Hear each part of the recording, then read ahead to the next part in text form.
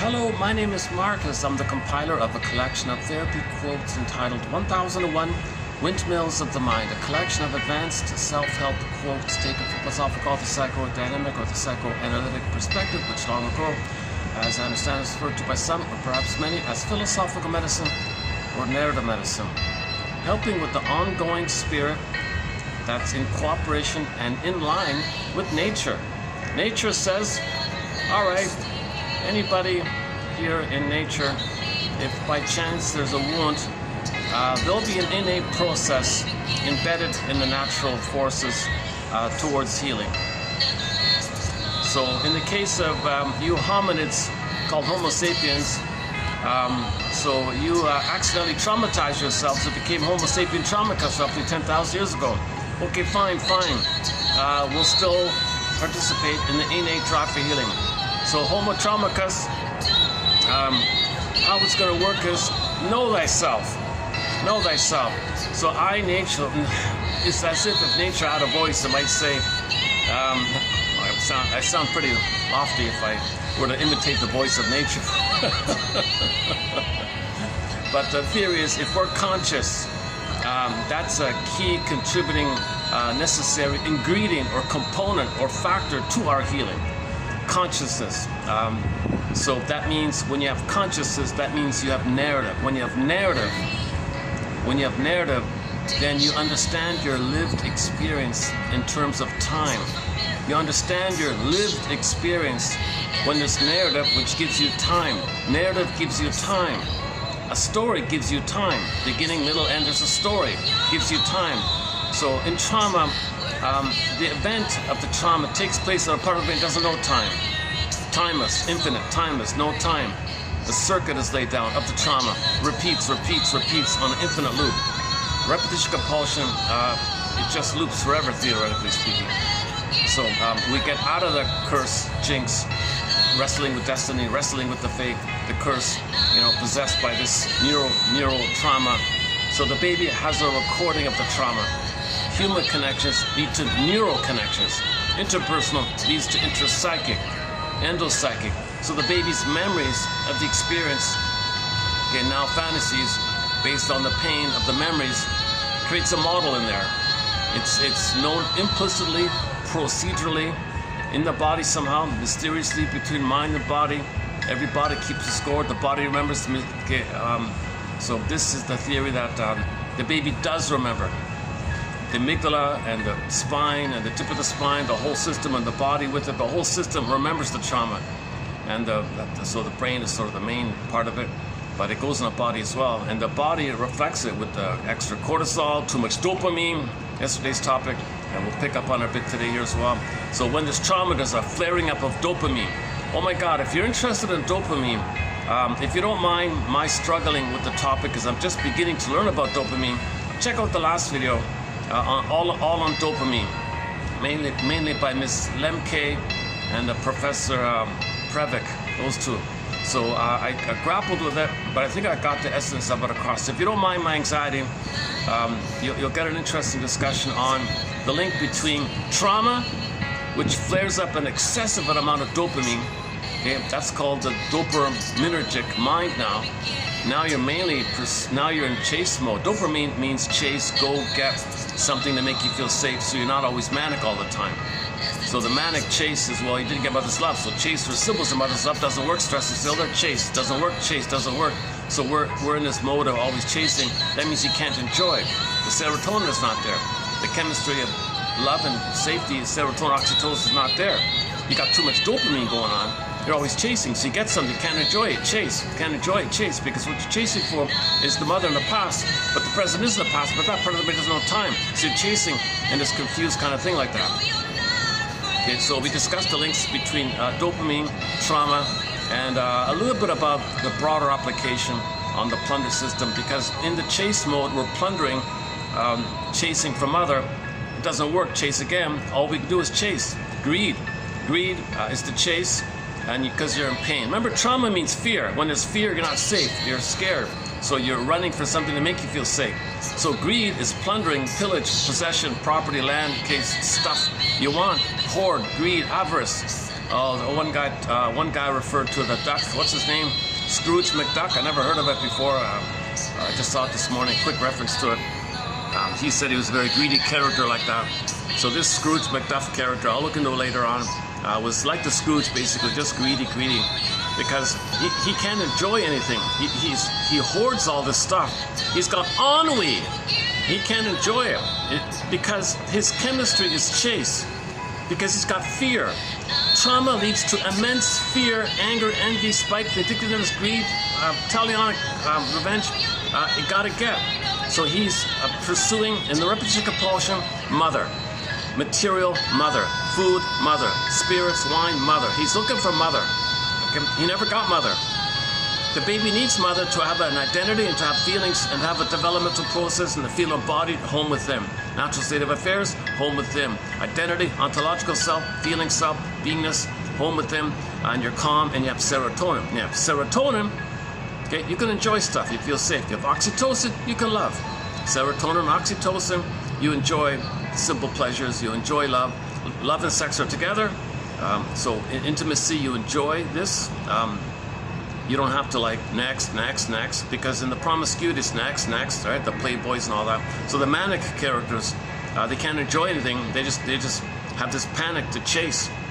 They can't enjoy anything because there's no serotonin, oxytocin. With trauma, John upset, the set points in the brain of serotonin, oxytocin are too low, and the set point of stress, adrenaline, and associated with it is the dopamine is too high. So stress, fear and anger, dopamine chase is too high, and the other stuff's too low. So Janoff's take a repetition compulsion is you're repeating to correct the set points. But theoretically, the set points would be corrected if a magical time machine would appear. You go back in the nursery. Mother says, "Oh, I'm sorry for my mistake. I feel badly. Let me do it right this time and provide the love the baby should have received." So you'd have the proper set points. So trauma whacks the set points in the brain, and that's the manicness of it all. So and dopamine means so dopamine is the chemistry. One guy calls it the more one. Give me more. So you get it. You can't enjoy it because you don't have the chemistry of I enjoy. You don't have the serotonin which says enjoy. You only have the chemistry that says more. So you get something, can't enjoy it. More. You're dominated by the dopaminergic mind. The dopaminergic mind. We're not meant to have so much dopamine going on. But having so much, the reason there's so much dopamine going on, because there's so much trauma going on, and with trauma there's fear. And when you're fear, okay, you want to get safety. So dopamine's chase for safety. But from the baby's point of view, safety's mother. And that part of the brain, like as just said, it doesn't know time. So you're always chasing for mother. But in the present, there's no mother. You're not in a nursery. So you look for symbols of mother. Okay? Via the association process, you consciously or unconsciously associate things in the present as symbols, as symbolic of mother, via the association idea. You want a mother's sweetness. They might cookies. Mother's stimulating fluid. Okay, wine.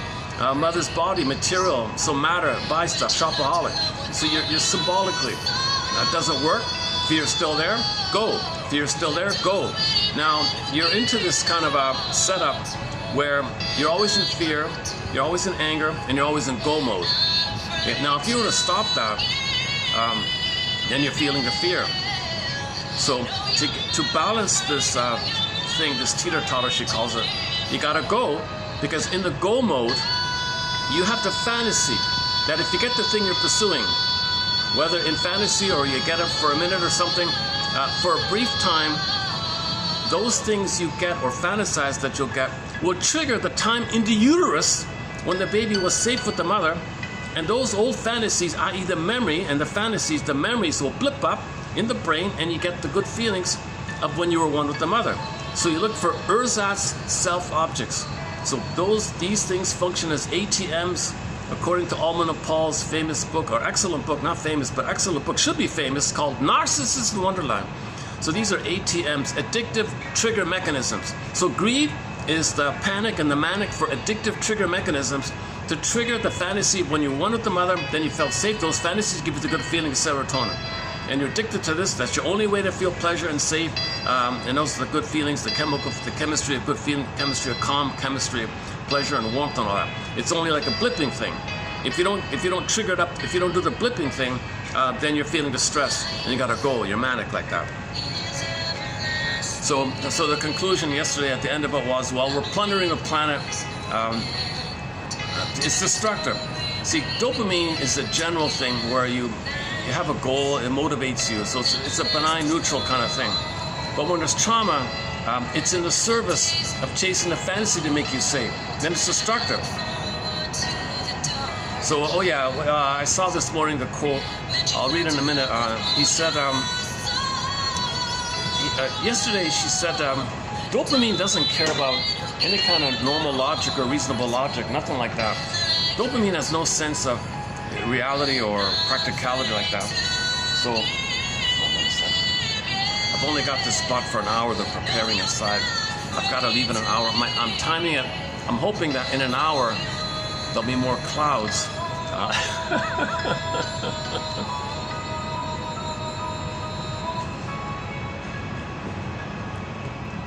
And then it'll be cooler, so I can finish the video downstairs. But these guys are all prepared here.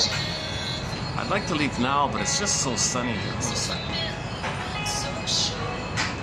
Yeah, it's too sunny down there. So in about a half an hour, I'll continue the video down in this little park here. I'm kind of hoping for more clouds, to tell you the truth.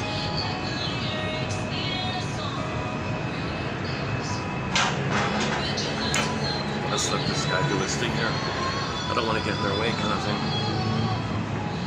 Yeah, there's a big fancy event inside there. Oh, they got a band and a stage. Oh, I see. Oh, it's a big event there. I have to leave in a half an hour. So yesterday the line was dopamine is blind. It doesn't stop you and say, hey, what you're doing is destructive to yourself and to others, even to the planet. So it doesn't have that kind of mind or anything. It's just a molecule of more like that. So the example I want to pose by Mr. was it Lewis or something? I forgot. He made an obvious point. Well, I'm going to paraphrase what he said. I'm going to paraphrase it in the following manner. Let's say you say to anybody, even a child, well, what makes sense? What makes more sense? That there should be more fish in the ocean or more plastic in the ocean? What do you think is normal? Like, what do you think just feels intuitively common sense, basic common sense? That there should be more fish in the water or more plastic in the water? Okay. Every child will say, of course there should be more fish in the water. There shouldn't be any plastic. Why is there plastic in the water? Why is it we put the plastic in the recycling bin and it gets recycled into some kind of product, right? The kids are surprised that 10 billion tons of plastic, all this plastic being dumped into the ocean. They're probably shocked by this, right? And most adults would say the same thing. No, it doesn't make sense that there'd be more plastic in the ocean than fish. Right? So dopamine is making humans, in conjunction with our lack of self-awareness. Okay, play Michael Jackson, Man in the Mirror. We're not looking in the mirror enough. I want to play that song today, Man in the Mirror, based on what he said. He said that in 15 years, on the trajectory that we're on, okay, because we're still dumping plastic in the ocean, right? It's still going on. Already 10 billion plus tons of plastic have already been dumped into the ocean, and they're still dumping more and more. And somebody said in 15 years, it'll get to the point where there will be more plastic in the ocean than fish. You see, this doing is dopamine driven, but the dopamine is from trauma. The trauma is greed. Okay, manic, greed, avarice, plunder, pillage. So we're plundering and making money and don't care and destroying in anger, entitlement, greed, entitlement, okay, envy, entitlement, greed, gobble. We're doing all this plundering and pillaging and not caring. And the chemistry that underpins this behavior is dopamine. Now, dopamine says chase. Chase for something that you think will give you love. So the blindness is that we're destroying the planet, thinking the planet's mother. But the planet's not the breast in the nursery. Okay, it doesn't work. You gotta go again. Doesn't work, go again. Now there's envy. Okay, so you destroy because you don't want to be reminded of the pain of losing the goodness. And then you gotta search, destroy, search, you know, this kind of disturbed thing called greed and envy. So trauma leads to greed and envy. Greed. So it doesn't make sense. So just pause for a sec here. The chemistry behind this psychology is dopamine. Right? So once again, check out yesterday's video by Miss Lemke and Professor Previck, and a little bit by a couple of other people on the dopamine topic. I think I have the elementary idea about it all. And this video, I just want to do a brief follow-up also from Miss Lemke. Not much about it. That was an emotional roller coaster. I did it at a nice place. Luckily, I had a nice venue, and at the hotel there, and so that was like a three-hour video. Very emotional video, up and down. I posted a whole bunch of quote shorts on it. No views. Interesting, no views. Funny, eh? The other ones get some views, but this topic somehow got blocked. I don't know what happened. No views. It's entitled The Short Sections. It's entitled Dopamine for the Chase, Serotonin from the Catch, and I got 15 parts in there, and barely any views like that. But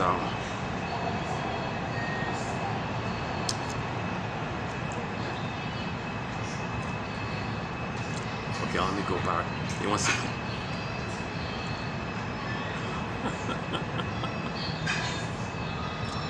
I'll be leaving in about 30 minutes.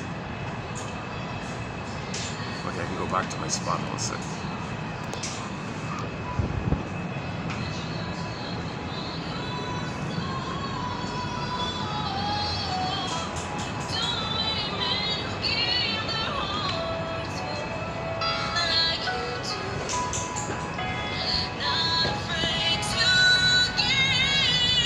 Okay, let me keep an eye on the time here. I promised to be out at 3:30. What is it? Oh, it's 2:30. Oh, it's 2:30. Okay, I'm distracted by this. Okay, let me settle in here. 1 second.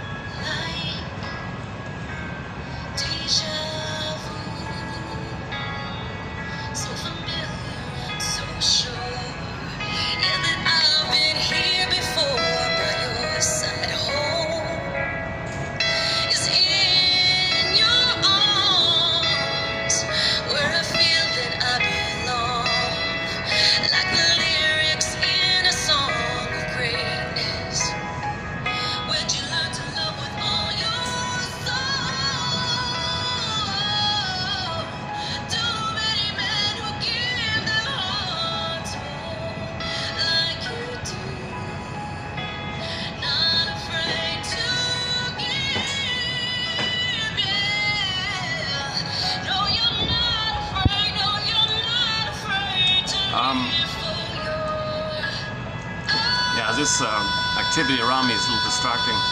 Let me see if I can get back on track here. Dopamine.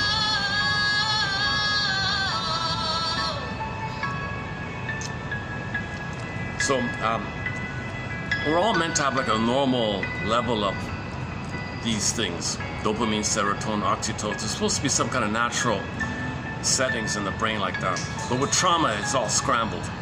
It's all whacked. The good feelings crash, and the panic feelings of stress, and then go related to the stress. That's why there's dopamine. You got too much dopamine. If there's too much stress, too much pain, that's fear and anger. If you're always in fear and anger mode, and you're chasing in correspondence to fear and anger, so all this chasing is underpinned by fear and anger. You get distressed. That's why you don't enjoy. You can't enjoy if you're afraid. If you're afraid and you're angry, you can't enjoy. So that's why he said the wealthy have a lot of ennui, because they have all the stuff and they can't enjoy it. If you're only in plunder and pillage mode, you never enjoy anything. They just enjoy the addiction to the blip. When you get something new or novel, for a blip, you can transfer the momentary fantasy of the ATM, addictive trigger mechanism, to get the fantasy in the uterus, where you blip up the fantasies. You're always dependent on blipping up the fantasies. So you're addicted to blipping up the fantasies, but to get those fantasies, you gotta have something to fill in for the symbolic breast. So that's the greed. So you buy a new yacht, you buy a new expensive thing, and it's gotta be new all the time, because then you can fantasize. It's new, chase new, chase new, chase new. So plunder new, plunder new, plunder new. To get the fantasies, get the fantasies, get the fantasies, and you're dependent on this. Because if you stop, now you're feeling stress. Now you got to admit your mother failed you. Now you got to go on the narrative medicine and admit the greatest hurt of all: mother failed me, mother betrayed me. You got to admit that. So you have to find narrative. Okay, now you have to be honest. Okay, what do you call it again? There's a clip called "Better Living Through Honesty." Radical honesty, she called it. Radical honesty. Better living through honesty. Better living through honesty, not chemistry, honesty. Just to borrow the famous slogan. Better living through honesty. So the honesty is you sit down, tell your story, free association, dream interpretation, interpret your repetition compulsions, study defense mechanisms, study your Freudian slips, study your negative attitude, study your jokes, and so on down the line. Now this guy is this hard-working man beside me, he's definitely in high dopamine mode. He's in a rush, it seems. So he seems to be, maybe he's behind in his work. Oh, he's all alone. He's got to prepare everything all by himself. Maybe somebody didn't show up for work. He's got to do double the work, so he's upset.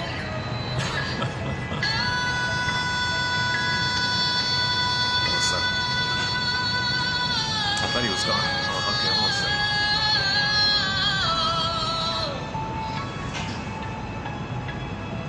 I tried to put a smile on his face, but didn't hear me.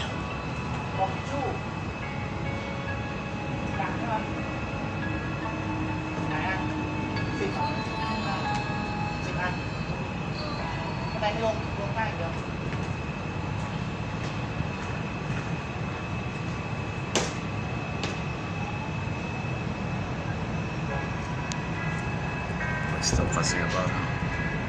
Let me get out of this man's way here. Hold on a second. He's going to do another round of things, right? Hold on a second.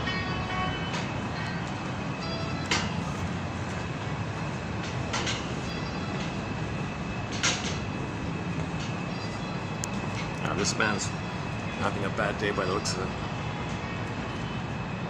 I feel a little. I feel the contagious effect, because if I see him, he looks. You know,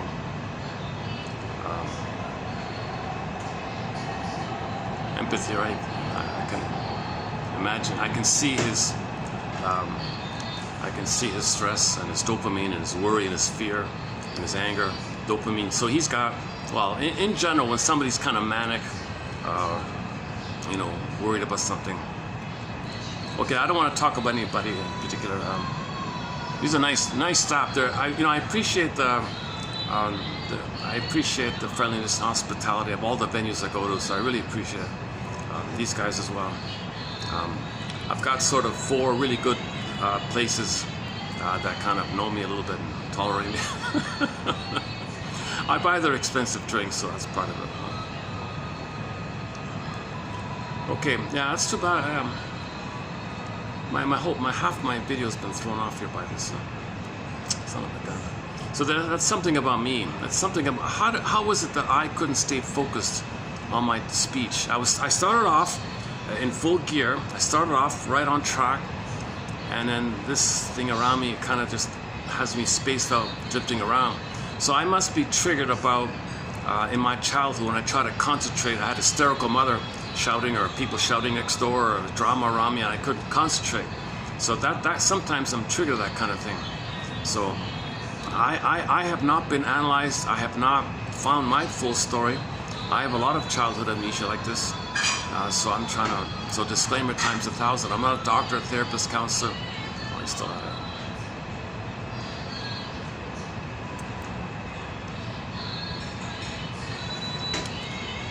I should have stayed in the park after all.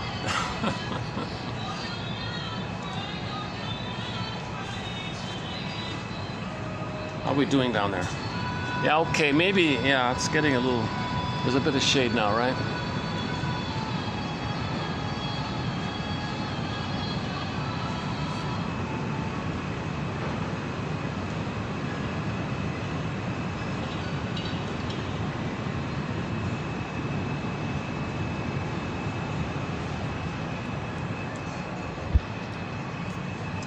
Oh, I think I know what happened. The first guy was friendly. He said, yeah, this is for the nighttime. You can sit here for this early afternoon. Then the second guy came in and said, well, the thing starts at 4. Okay, well, I'll be out at, say, 3:30. Well, that's fine, he said. And that's the third one now, and he's all upset. So maybe he's thinking, maybe he was behind it all. Maybe that's what's going on. Maybe he's the top guy who ordered his 2 underlings to. The first guy was very friendly, he was reasonable. Second guy was in a middle kind of road. Oh, if you leave by 3:30, that's fine. The thing starts, we want you out. We got to do stuff at 4 to prepare for the nighttime thing, so we want to prepare beginning at 4. So I said, I'll be out at 3:30. And then like 10 minutes later, this maybe more senior looking manager guy is all upset for some reason. So why doesn't he just tell me, I'm sorry, I know my underlings let you stay here, but I really got to insist, we need this. So he could have kicked me out, but for some reason. If that's the case, okay, what a pity, I'm getting bogged down by this guy. So I'm triggered, I feel a little triggered by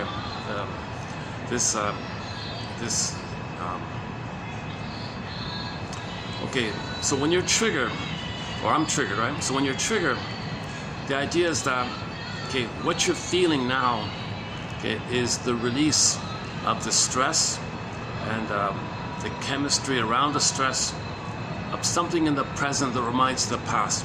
He's doing his job, he's not threatening me, he's not, nothing like that. But why do I feel some kind of shame? Why do I feel scared? Why do I feel sad? Like, why do I feel some of this stuff? He's just doing his thing, doesn't look at me, he just ignores me, just doing his stuff. He's doing his thing kind of. But why do I suddenly feel some of this shame and fear and anger like that? Well, what he's doing, okay, just in my brain, okay, just takes that little thing as a reminder, like a little catalyst phenomenon called the triggering phenomenon. Something that resembles the past that's unprocessed. So unprocessed in my past, there must have been, I make the inference that when I was a child, I was trying to do something, play with a toy, or learn something, or just be peacefully on my own or something. And maybe there was some fearful thing around me. I have no idea what it was, but it must have been overwhelming. It must have caused me a lot of sadness, fear and anger and shame, and it's buried. So when some little thing in the present occurs, you gotta interpret it as some kind of like a sign or something, that something in the past, that's like a mirror of, let's say, or an echo of. Yeah, so this fellow is functioning a bit of as an echo of something in the past. So I'm going to assume that in the past, as a child, I was trying to speak or do something, and there was some very frightening thing which I don't remember. That must have meant there was a lot of shame, fear, anger, stress, and I spaced out kind of thing. And I'm feeling some of that stuff now. I'm feeling kind of shame, embarrassed, stressed, spaced out. I can't concentrate. I can't stay on topic. I'm feeling some of that now. You see, I'm feeling now what I must have felt back then during the dysfunctional childhood environment that I obviously was in. So reality, you want to make narrative to realize the present and the past is different. So I don't want to think too much about this poor guy who's whatever stress he's under. I don't have nothing to do with me, right? He's doing his job, so nothing to do with me, right? Maybe he's not the manager. Maybe it's just some other guy or something. Maybe he's not upset because his underlings didn't push me out. Or I'm making it up. I don't even know what it is, right? Anyways, if he is the top boss, he could have asked me to leave. So maybe it's not the top boss, right? But the point is, when you have narrative, it helps you to put things into time perspective. The present's the present, but why am I feeling as if I'm in the past? Why am I feeling what I felt in the past, and now it's like I'm feeling it now? So that part of the brain doesn't know time. When you're triggered, you don't know time. So you're feeling stuff from the past that doesn't belong to the present. That means there's unprocessed trauma, more losses, unprocessed stuff and it's still in the brain like that. There's circuits there. It hasn't been worked through. To work through something, you gotta have the story about it all. You gotta piece it together, be a detective. And as I'm talking about it now, I do feel slightly calmer. I do feel the blood circulation dissipating a little bit. I do feel a little calm. I feel the cortisol in my system dipping down a little bit as I'm talking about now in the video, right? So as you're searching for a story, you realize the presence, the present. You're processing, you're assimilating. She calls it digesting. You know, go to the short section here. There's a clip of Miss Lemke. She said when you tell your story, what you're doing is she said that the best service that she ever provided in her life as a therapist is that her presence allowed another person to tell the story to metabolize it. So I'm trying to self-metabolize it myself, right? Let's play that clip. Yeah, maybe we should dig up that clip. So it's entitled. What's it entitled? You'll find it. If you go to the short section, you'll see a clip there about the importance of telling your story, or something like that. So it's a woman, a professor woman with glasses. I think she's got a red and blue shirt or something like that. So we posted, I think, 3 clips of hers yesterday. That one there. Still, it's funny when every time I see him, I get slightly triggered again, right? I process it, but when I see him again, I get triggered again. So I haven't fully processed, right? I'm kind of hoping I'll be. Maybe I should change my seat here.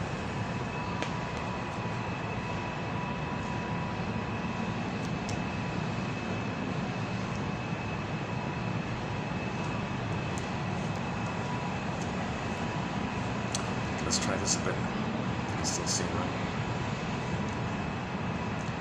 right? Unfortunately, the battery in my phone, I only get 3.5 hours. So sometimes I need to ramble on for 3 hours before I can talk more calmly. Still there. Oh, Jesus. I gotta stop looking at it. Every time I see him, I get triggered. Now I associate him with the original triggering phenomena, so I'm re-triggered again every time I see him. So I got to keep on processing. Keep on processing.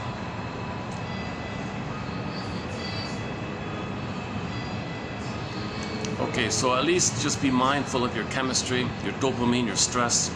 Just stay with it, let it simmer down on its own, kind of thing. Just give yourself a minute.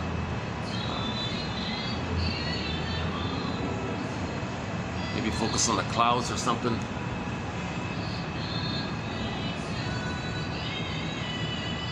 Little distraction maybe to calm you down. So-called self-soothing. So you want to be able to soothe it. Oh, there it is.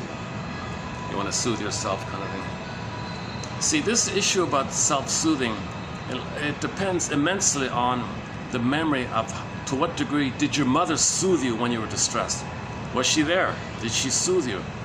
Then you have in your mind what's called the soothing introject, or the holding introject.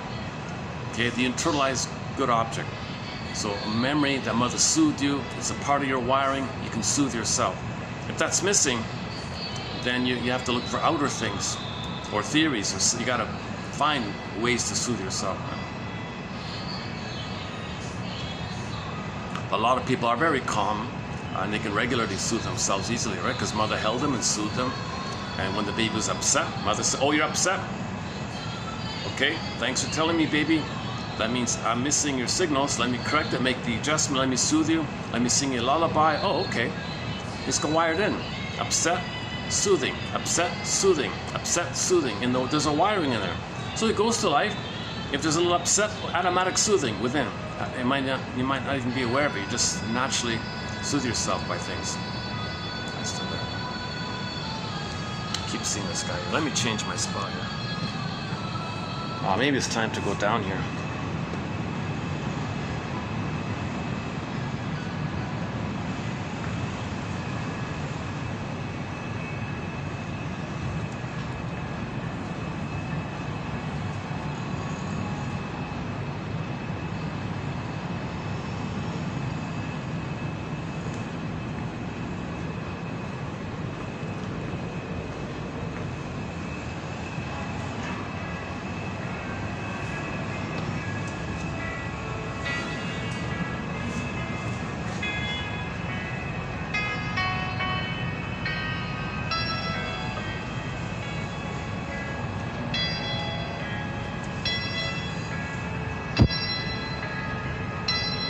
maybe that was his way of maybe nudging me out. Maybe he was like, maybe he was behaving that way to kind of like make a non-verbal way of saying, I'm displeased with you being here.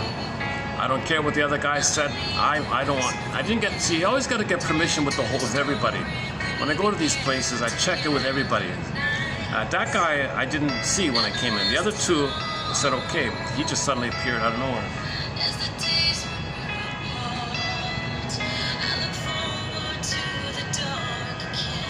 So maybe he felt like he was out of the loop or something, excluded. Maybe he was triggered. Oh, those two and that guy, they all have a little agreement or something. I feel excluded. I'm upset. Maybe little things. See, little things.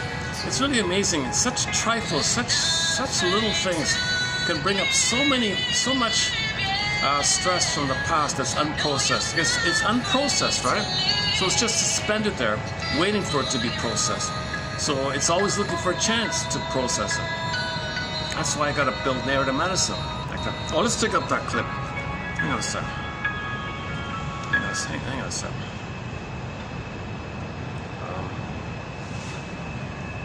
I'll go. Let me just go right to the channel then. Why don't I do that then?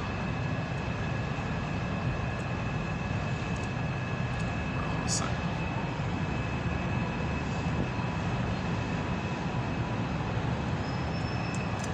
Actually, I've got the Michael Jackson song queued up, but remind me to play that Michael. I want to play that Man in the Mirror song. I don't know if it'll get through, if it's copyrighted.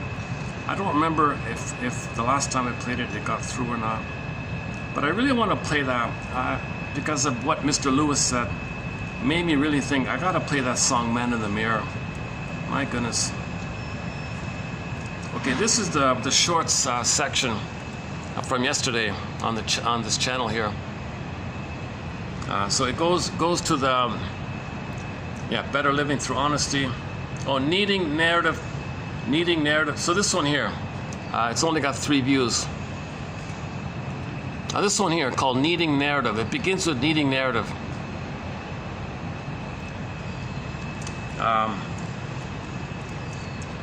An applause to the one person who liked it. So that's great. Okay, here it is here. I realize as a psychiatrist, all I'm really doing, what I'm doing, probably my best work anyway, is just helping people metabolize their own self-narratives. Language is a tool. It's the most human tool, and it's the way by which we actually organize our experience, our thought processes.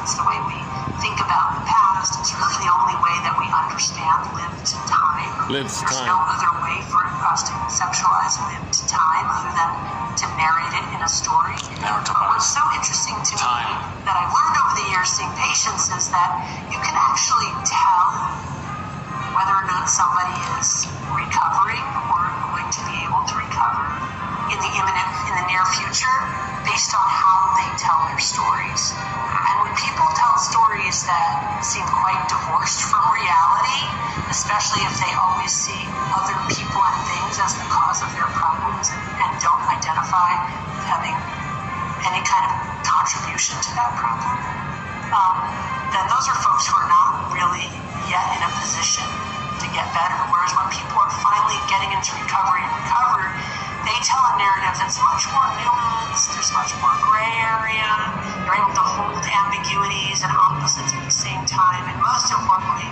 they're able to look at their own character flaws and what they have contributed to their problems. And I eventually concluded that narrative is not just the way we organize the past, our own past, but also it becomes our roadmap for the future.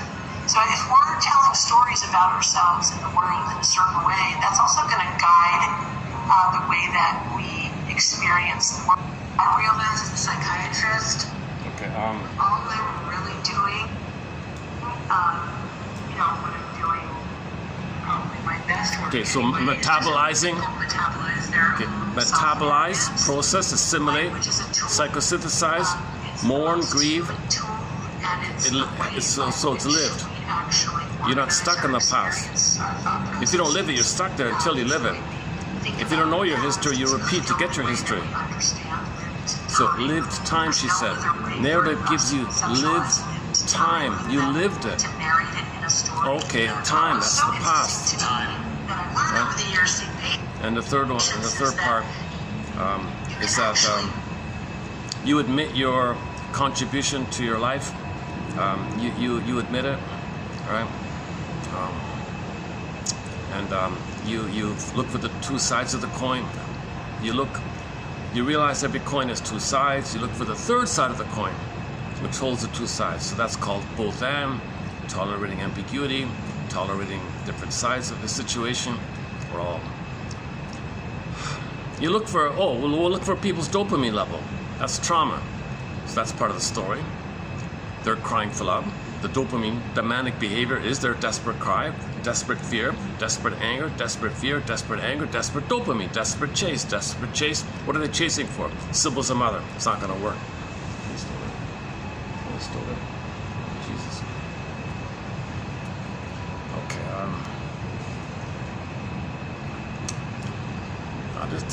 Too bad about today. A little awkward here doing the video here today. It's already 3 o'clock.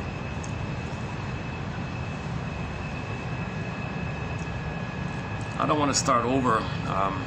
Okay, let's salvage this video. I'm tempted to kind of start over on television because there's too many ums and ahs and delays here. Let's jump into. So this is a very erratic video today here. Let's jump into a preview of 3153. So that woman you saw in the clip, I discussed her quotes. Yes, this is hers as well. Okay, so she talks. So in this part here, you know, she's criticizing her colleagues. Actually, she's well respected. She gets interviewed all the time, kind of thing. She gets millions and millions of views. She's a public intellectual, I guess. So I found her talking about that little section of hers where she's criticizing her colleagues. So she's a medical doctor at a famous university and a psychiatrist. But she doesn't do the talking cure, although she's obviously aware of the talking cure. She doesn't teach it. She never went to an analytic institute or something. She's not a talking cure shrink, but she does, in her speeches, she shows signs of awareness of it. And this quote here is also awareness of the analytic perspective. So I'm going to read you a little bit about what she says on projection, passive aggressiveness, denial, and psychic splitting. Those ones here. And narcissistic injury. Okay, so these are sort of like the analytic, those are the kind of topics we cover here. So she mentions these things in reference to her colleagues. So she's calling out her colleagues. Hey, colleagues. Come on here. You know, you're over prescribing. Someone comes in with a little complaint, you just hand out these. You just hand out prescriptions like too easily. You're not talking to anybody. You're making all these excuses. So that contributes to the problem if nobody's finding narrative. I don't have time to find the narrative. Here you go. Here's your prescription. Get out of here. Next. Here's your prescription. Get out of here. Next. So she's upset about this, and her comment about it was, well, some of them might use projection. Projection is. Where's back? Projection is attributing a moral or psychological. Projection is attributing a moral or psychological deficiency in ourselves to another individual or group. Okay. Something you don't like about yourself, something you don't want to admit about yourself. Well, you just attribute those qualities, those traits, those ideas about yourself onto someone else. Then you don't admit that it's with them. So commonly when you don't want to admit something about yourself, you find some way to say someone else possesses that. That's called projection. So she says doctors also project. Right? They project themselves as well. Okay, this is getting ridiculous. Okay, let's take it downstairs here. Everybody should go then. All right, well, let's let me pack up here. Give me a minute.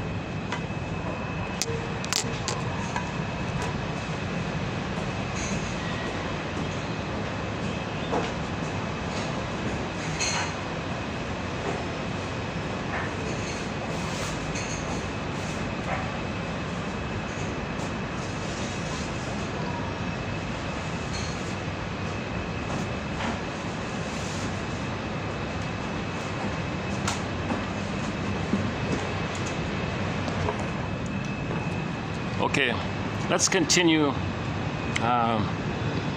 in the park there somewhere.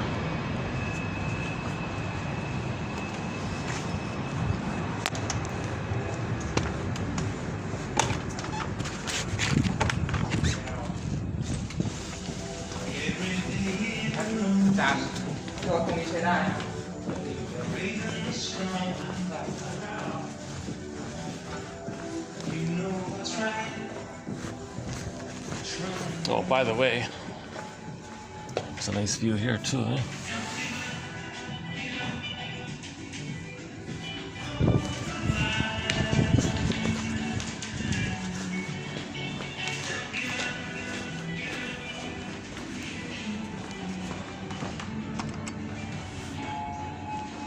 Well, I contributed. Yeah, go ahead. No, please.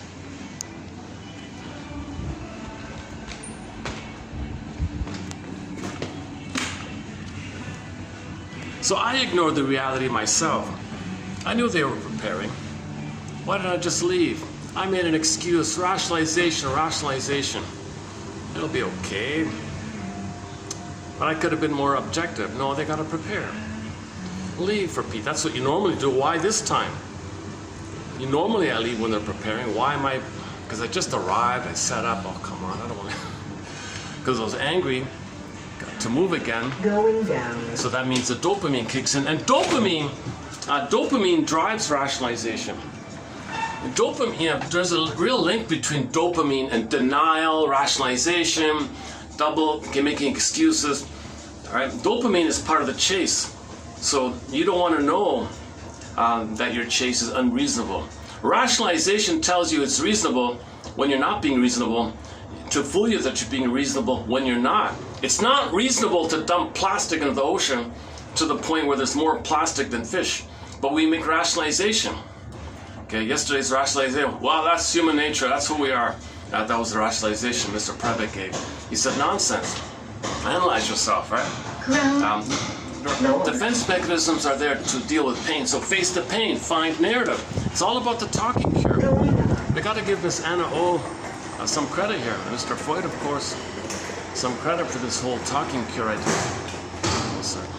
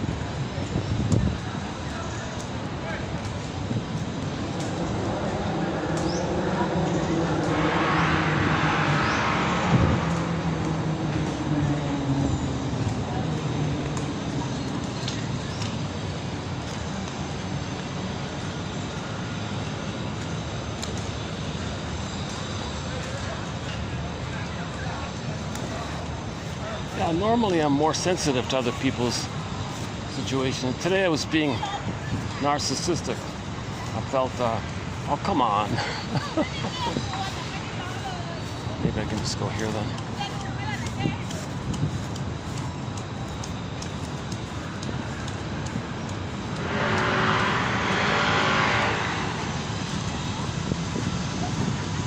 Okay, let's try this then.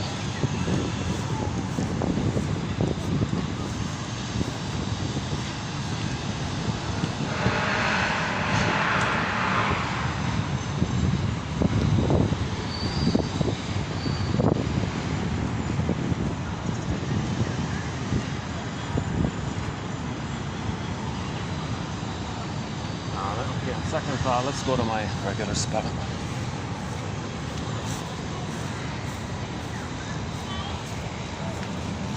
Hopefully I can use this.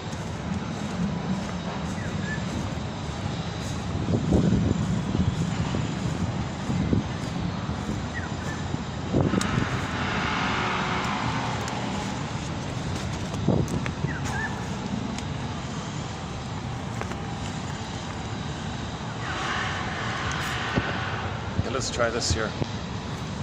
Okay, projection. Yeah, so let's go back to projection. Yeah, I feel embarrassed to show my my childish side on the camera like that. I was being kind of childish and infantile and narcissistic. So I was triggered with stress and fear, and then my dopamine said, "No, stay." I was greedy, made excuses. Come on. The things at night. It's only 3 o'clock or something, or 2 o'clock or something. So I was making excuses, but I didn't be more reasonable. No, they got to prepare, give them space, get out of the way kind of thing. Normally I do that. I never want to get in any of the staff people's way. I never ever get in their way. Today was a bit of an exception for some reason. Why is that? I'm in a rush. Was it because I'm in a rush? I was worried about the heat kind of thing. Time is always a bit of a factor when doing these videos. All right, so projection. So what I was doing up there, what I was doing upstairs in my mind was rationalization. I was being a little narcissistic, and I was rationalizing. Now, narcissism is always fear and anger. Narcissism, whether it's because you're triggered and then you go back to it briefly, or you're permanently there. That's called the narcissistic personality disorder, MPD, and all that. So these are people who permanently feel entitled, never care about others, entitled, selfish, must be center stage. So the Scrooges and the Grinches, for example. What was it called? Macduff? What was it called? McDuck? Scrooge McDuck. I gotta check that out, the Scrooge McDuck. The way he said it was funny. Okay, let's take up the quotes here. So I'm not going to do the whole story about projection, but Lemke says that doctors project their no good self by saying, expressed indirectly or passively, most often through avoidance and procrastination. Hang on a sec. Oh, look at that! I accidentally turned the thing on. With such patients, rounding quickly on them in the hospital, or not at all, writing extended refills to minimize contact, here we go, here. not returning their phone calls, etc. That's passive aggressive. Projection. Is attributing a moral or psychological deficiency in ourselves to another individual or group. Doctors often project the contempt they feel for themselves around lax prescribing onto their patients. It is easier for doctors to see patients as morally deficient than to acknowledge having abdicated their responsibilities to patients by prescribing medications that might be harming rather than helping them. In this scenario, the doctor thinks, what is wrong with this patient? Can't she get it together and take the medicine like she's supposed to? Instead of, what is wrong with me, and with the system, that I would prescribe a medication I know is not helping. The splitting defense involved. Okay, let's just, So, if doctors feel there's something wrong with them, they don't want to know it. So, if they prescribe and say, oh, hell with you, who cares, here's your thing, get out of here, you're no good. Well, it's a projection that they feel there's something wrong with them, that they're no good as a doctor, but they don't want to admit that. They just say, oh, the patient's no good, here you go, get out of here. And in the anger, they might be passive-aggressive, she said, and that passive-aggressiveness is this cutting their time. Passive-aggressiveness can be defined as aggression toward others expressed indirectly or passively, most often through avoidance, procrastination. Examples include finding reasons to not see the clients, or like making excuses to minimize your contact with them, or give them lots of prescriptions because you don't want to see them. Here you go. Writing extended refills to minimize contact, not returning their phone calls, etc. So why are they so angry at the client? Well, maybe they're projecting. Projection is attributing a moral or psychological deficiency in ourselves to another individual or group. Doctors often project the contempt they feel for themselves around this of what they're doing. So they feel disgust within themselves about doing this, around lax prescribing onto their patients. It's easier for doctors to see their patients as deficient, morally defective, or something like that, than to acknowledge having abdicated their responsibility to do no harm. So they feel badly because they're supposed to help, but they're doing harm. Oh, you're no good. The doctor feels no good doing this. Oh, you're no good. It is easier for doctors to see patients as morally deficient than to acknowledge having abdicated their responsibilities to patients by prescribing medications that might be harming rather than helping. In this scenario, the doctor thinks to himself, yeah, what's wrong with this patient here? Geez, there's something wrong with her. Well, look in the mirror. Man in the mirror, what's wrong with me? That I would just hand out these prescriptions. Something wrong with me for doing this. The doctor doesn't say, what's wrong with me with all this easy prescribing thing? Instead, oh, there's something wrong with them. Look at that, eh? They got a problem in their life, something wrong with them. They don't look at their feeling that they feel there's something wrong with them for doing this behavior. They just say, oh, there's something wrong with them. So they're not facing that there's something wrong with the doctor for doing this. If they just say, oh, look, they're a patient, that means there's something wrong with them. Okay, well, man in the mirror, what's wrong with you, doctor, for just peddling this out and saying that? Isn't there something wrong with you if you can't own your projections? Not owning your projections is deficiency in your side. It's a deficiency on your end if you can't even own your projections. Oh, look, hey, that's a good sign, eh? Oh, look at that. In the other park, there was a sign that said, if you see dragonflies, that means things are healing. Look at that, and there's some little baby dragonflies here. Oh, I see, so they're look at that, eh? These are new. That means this little park is healing, eh? That's a good sign. In the other park, there was a placard that said, dear visitor to the park, welcome to the park. Look around you. Do you see any dragonflies? Come on, go ahead, take a look. Sure enough, you'll see some. Okay. That's a message that we in park management are doing a good job. They're messengers of us doing a good job. Something like that, I'm paraphrasing.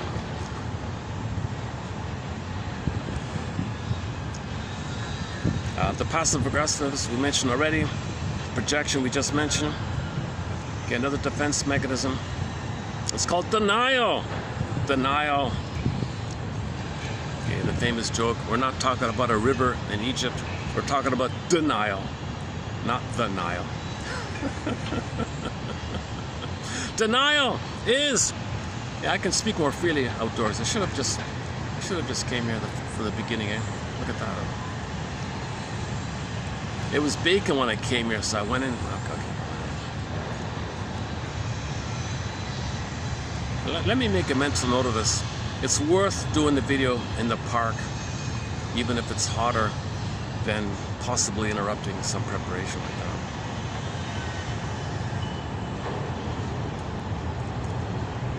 Okay, maybe they're projecting that they feel like I'm like Whatever the thoughts they might have about me, maybe they have about it themselves. Maybe they thought, I'm lonely. Oh, look, he's lonely like that. Making a video alone, talking to himself. Well, maybe they sometimes they feel alone, talk to themselves. So whatever you say about others, look in the mirror first. Denial is the refusal to accept some reality, a threatening reality, by simply believing it doesn't exist. So you deny or don't believe that it exists. I don't know what you're talking about. Doesn't exist. Denial, denial, denial. So dopamine will make you deny. Trauma will make you deny. Okay, because you got rationalizations make you. Oh, rationalizations are all about denial. They kind of go together, denial and rationalization. This includes refusing to even perceive or acknowledge certain truths. For example, that we are in the midst of a national prescription drug epidemic, she says here. Okay, I'm quoting her, I'm not a doctor. For the past 2 decades, even very good doctors have ignored suspicious patterns of medication use, dispensed early refills, disregarding escalating doses, and failed to access data that would give them the information they need to make a more accurate assessment of current medication use, such as the state's prescription drug monitoring program, PDMP. Despite a major public health campaign to encourage doctors to register for this system, only 35% do. Time constraints hinder doctors' ability and willingness to gain access to this database, but without checking it, responsible prescribing of controlled drugs in the modern healthcare system borders on impossible. So what happens when primitive, infantile, childish, very, very babyhood-like defenses like denial come to your attention, don't longer work? For example, it comes to the doctor's attention that they're harming people. Narcissistic injury, I did nothing wrong. Enter narcissistic injury. The doctor is forced to acknowledge that he has been contributing to the misuse of this thing. At this point, the doctor is unmasked as nothing more than a dealer, a pusher, basically. So she calls some doctors basically dealers in a way.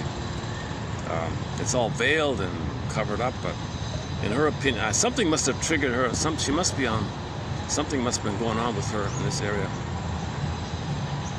So these doctors might feel a narcissistic injury.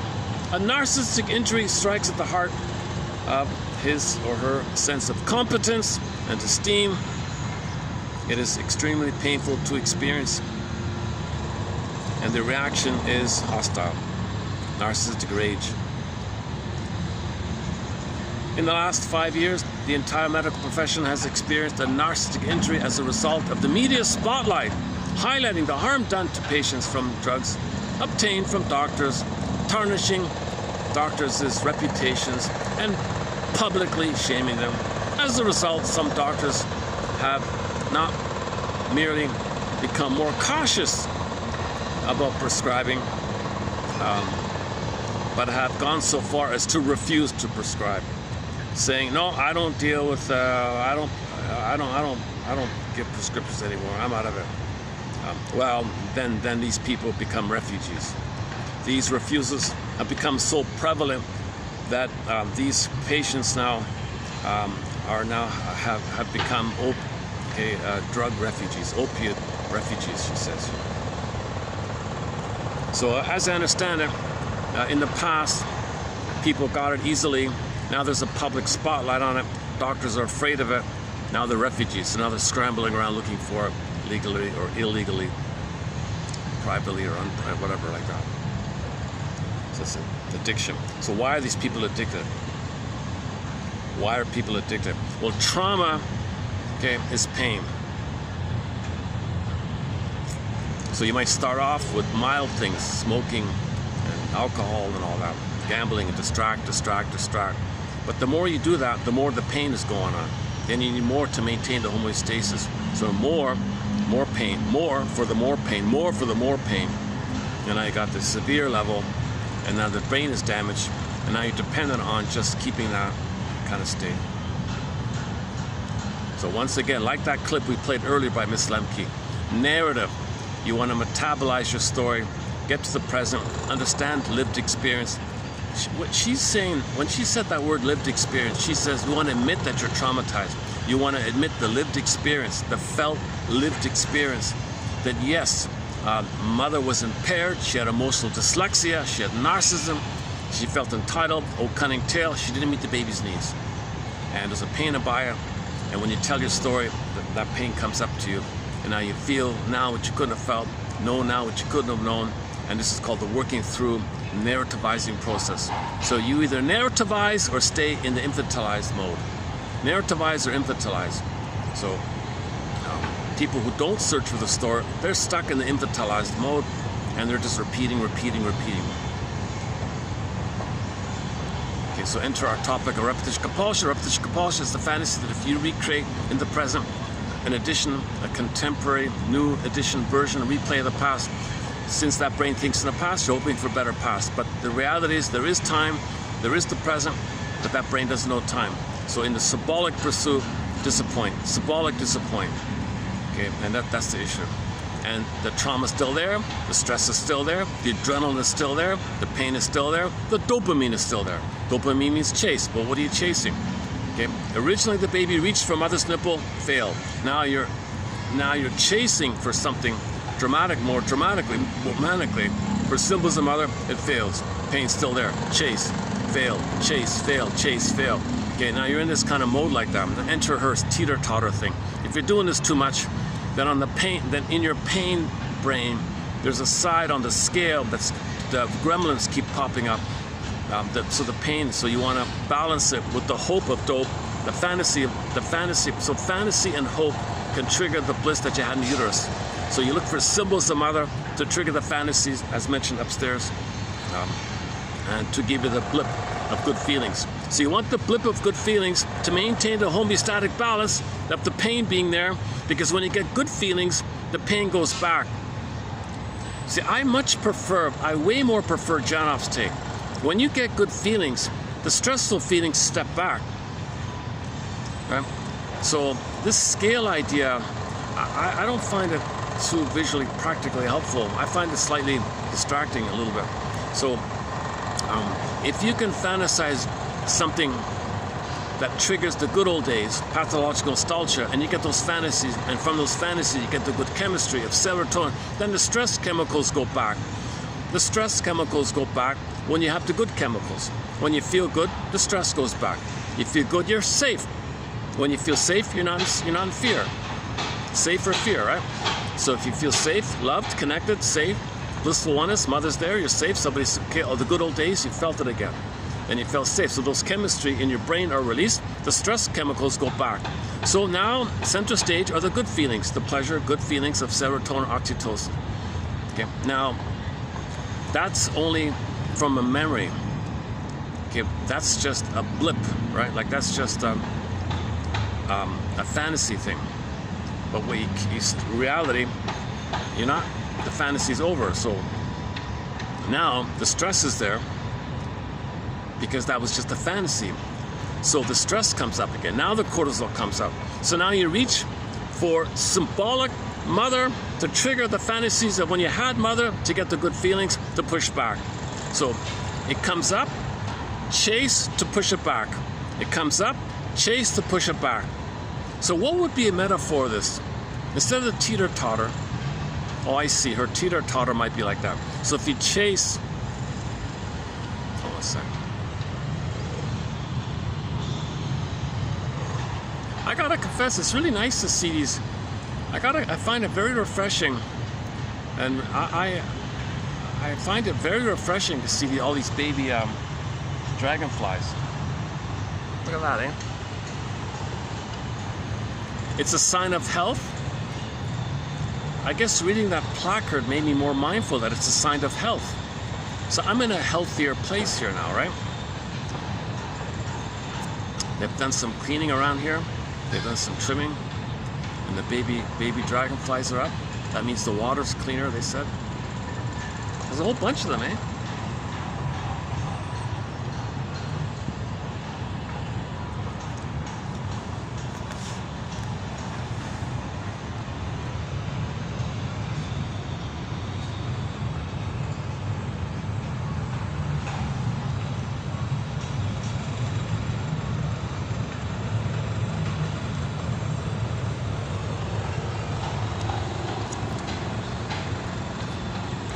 It's funny because for the past week I went off the caffeine a little bit. I tried to cut down on the caffeine. Today I went back to the normal mode. That's why I'm a little more animated today.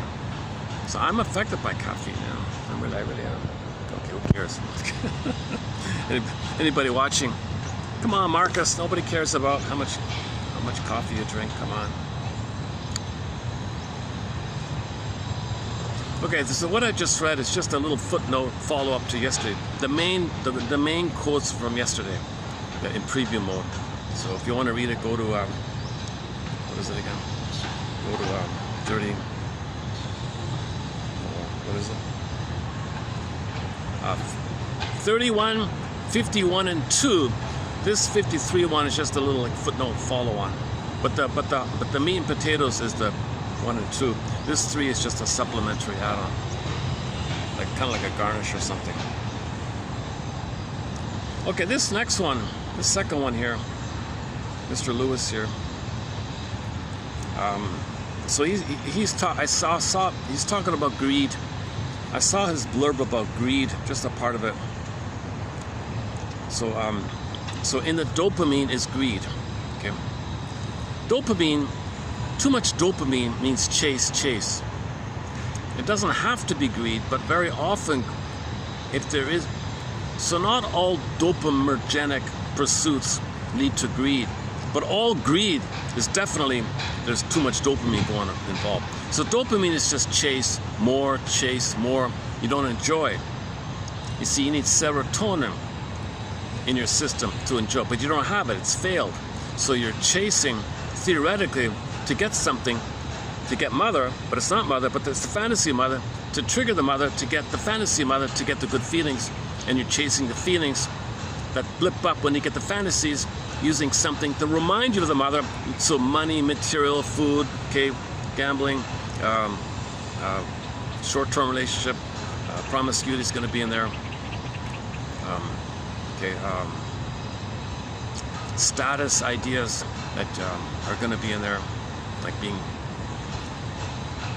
because status means you're one with the mother, and you're the mother who shamed you, so you shame someone else because the mother shamed you. To have a mother, to have the power of the mother, Faustian deal, you become the mother, but to have the mother, you got to shame yourself. When you shame yourself, you got to find someone to stand in for you to shame them, to make you unaware that you're shaming yourself.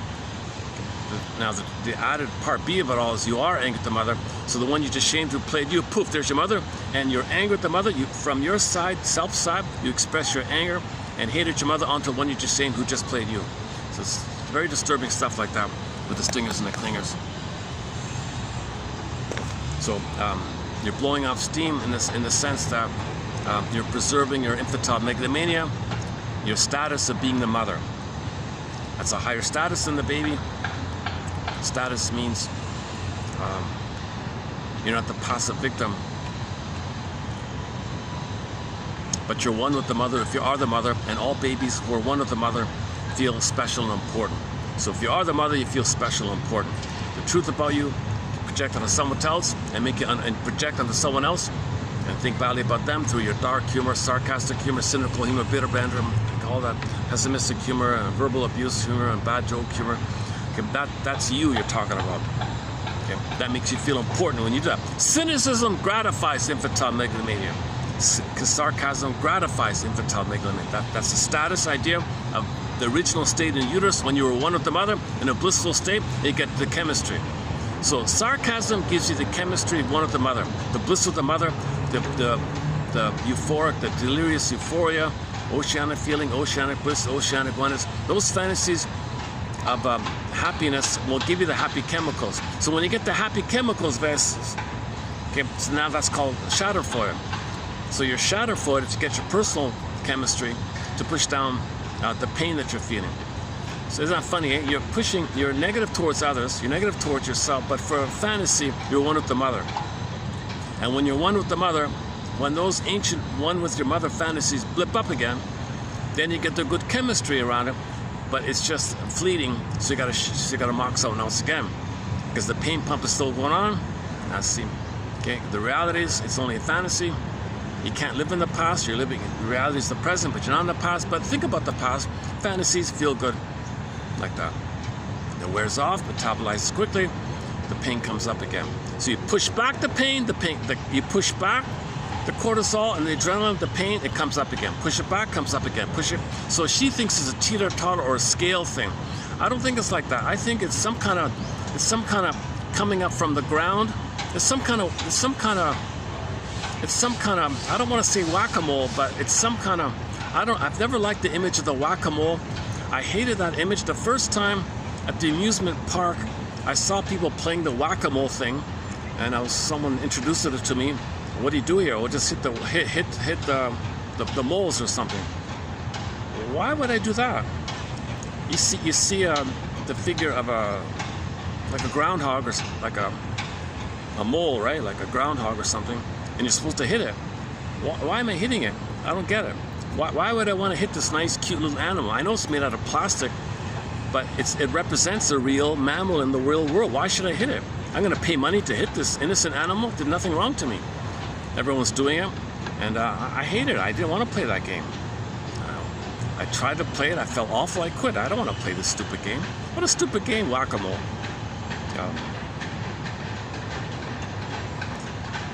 That's the anger people feel, right? So the whack-a-mole, the mole is the innocent creature. You were once innocent. Mother hurt you. Mother played whack-a-mole with your soul. The mole image is symbolic of your soul, and you hit your own soul the way your mother hit you. You identified with the aggressor. So you feel important. You put the thing down, you feel important because you're the mother who put you down. So you're actually hurting your own soul. Like, that's why I felt very uncomfortable with that game, or quote-unquote game. So what is there anything else in nature that pops up, and then if on the surface it appears, it goes back? So if something good is there, okay, so let's say, I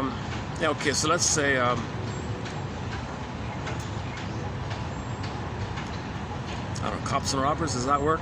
Let's say the robbers try to rob the store, the cops appear, the robbers go back.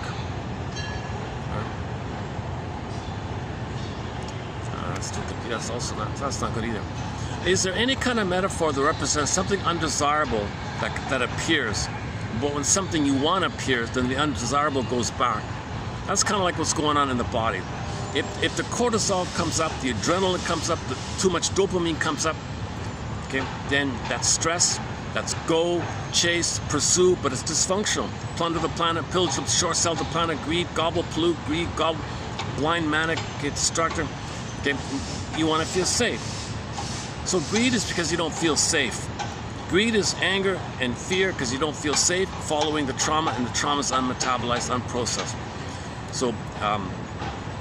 So you can briefly keep those painful feelings back when you can trigger good feelings.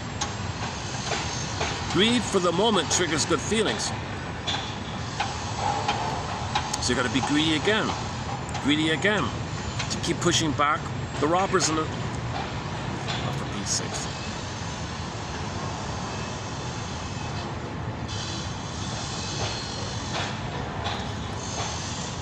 Let's find another metaphor. Is there something?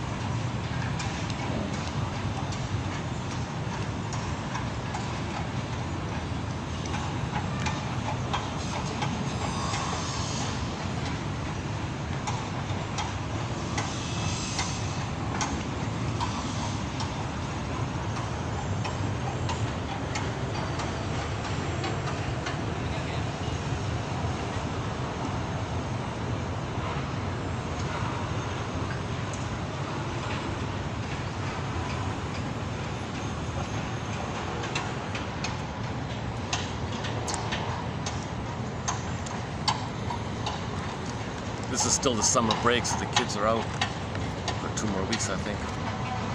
So let's see how many videos we can do in the park in the next 2 weeks here.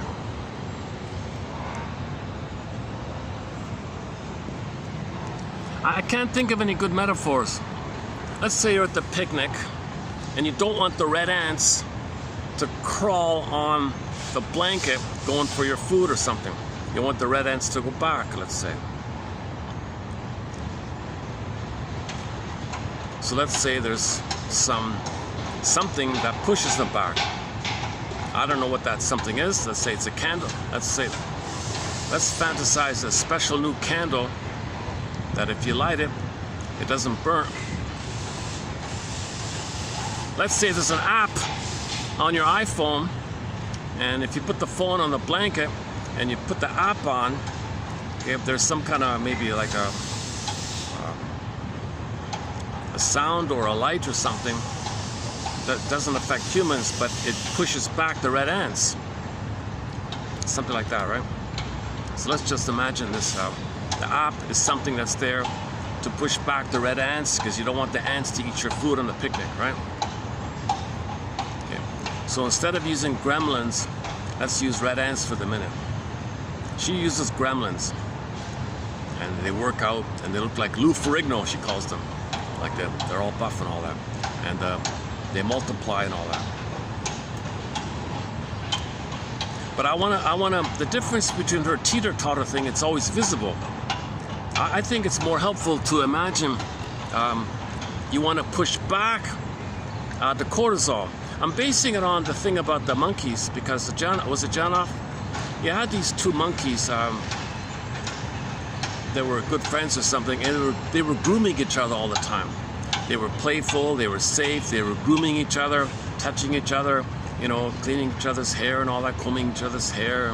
They were very kind of, they were very kind of fun, playful in the grooming of each other for some reason.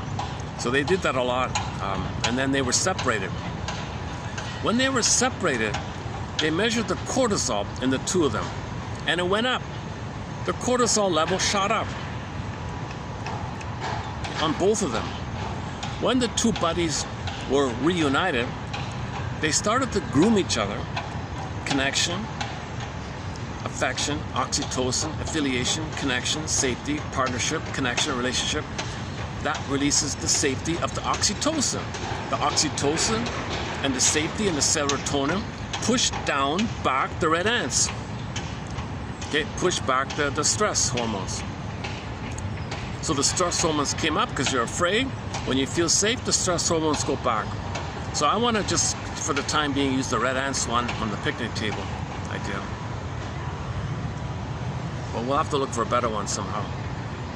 Until I finally figure out. I can't conceptualize the teeter-totter thing in a helpful way. I only partially.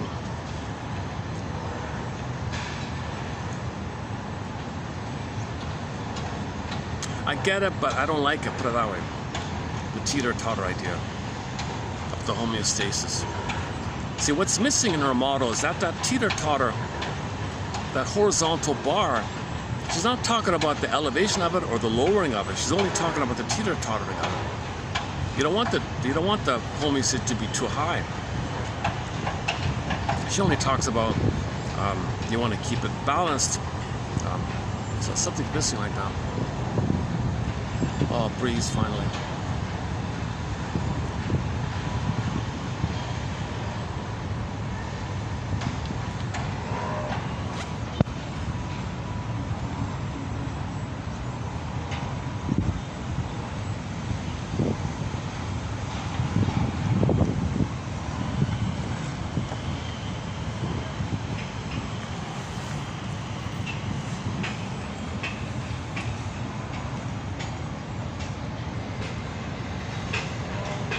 Okay, this thing by Mr. Lewis here, I don't know him at all. Just had like 5 minutes this morning, I saw it. At the last second, I just running out the door. Well, let's include this Mr. Lewis one here.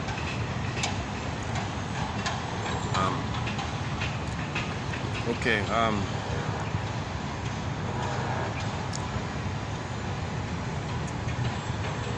Okay, so the one about the plastic in the ocean, right?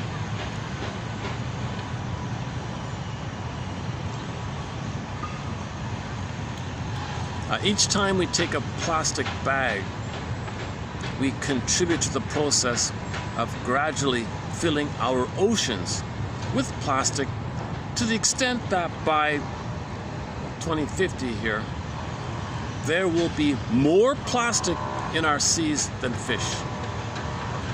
Can you imagine that?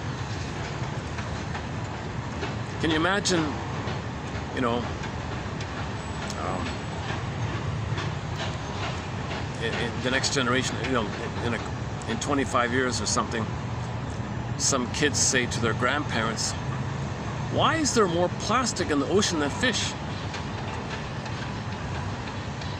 Did you participate in that, Grandpa? Did you participate in that? Do you have shares? Does your company do that? Or does your company invest in that, doing that? That's something wrong, Dad, Granddad. Why did you put more plastic in the ocean than fish? I think there should be more fish in the ocean than plastic. Narcissistic injury, you don't know what you're talking about, the way it is. So, back to that one there. So that's the power of dopamine, to blind you, make you chase, to blind you, pursue greed. The power of dopamine, more, you can't enjoy more, you only can do more. Greed, plunder, pillage is more, so we're just plundering because we can never enjoy. Ennui, that's what ennui is all about. Ennui, you can't enjoy anything. Plunder, because you can't enjoy. Plunder, because you can't enjoy. You're always stuck with ennui. Ennui means you damaged, you've done so much plundering, you damaged your brain. And you're not satisfied with anything.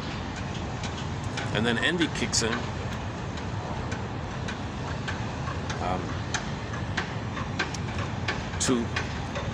To express your cry for love from other. Envy and ennui and anger and entitlement, all anger, fury, rage, entitlement, envy, all that stuff, in whatever form the anger takes, okay, destructive acting out included, everything in that camp, okay, are all SOSs, or signals, or communications, that the person wanted love, mother said no. They were angry, mother said no. And that's what it is. They wanted development, they wanted attachment, they wanted their identity, they wanted their golden ball, they wanted safety for those things. It was failed. Anger is a cry for love, a communication for love. Anger is the tension, fear build-up around that. So all this destruction is, look, I'm saying again and again that I want mother's love. So we're destroying the planet simply to say, I want mother's love. Dopamine doesn't interfere. Dopamine just says, I'm the molecule of more. So dopamine's neutral like that. We gotta build our consciousness and say to ourselves, hey, you little red ants, you little gremlins, hold the phone here and be mindful. You're there because of the fear. Well, I can calm you back if I narrativize my story and realize the present is not the past. And I can only do that if I mourn and process the past. But I gotta know the past, I gotta know the script, I gotta face the truth that mother hurt me, and that's what's going on. I gotta narrativize. So the gremlins can go back, or the red ants can get off the picnic table, picnic blanket.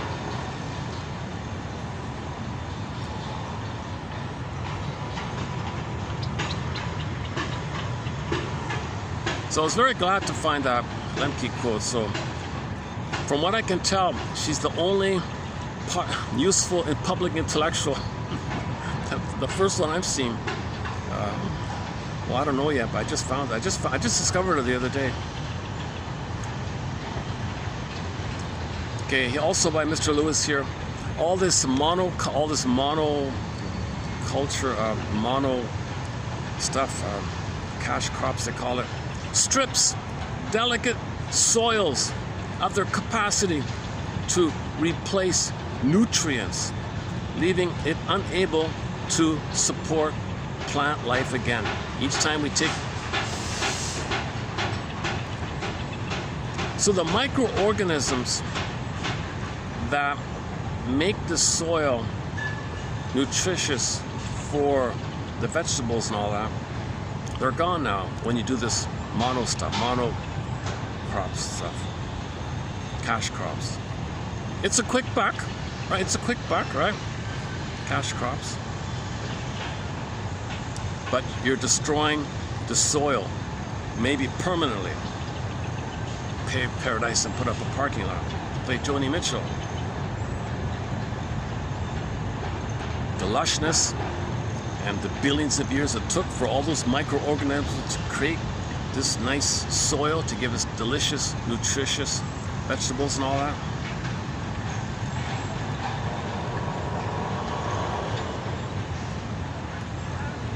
Okay, plundering the planet for a quick buck, greed, short selling, etc., interferes with any kind of local mechanism that might take place to operate in some way to control the greed. Okay, so he makes the point that when people plunder the planet, the locals don't know who to stop. It's all invisible, right?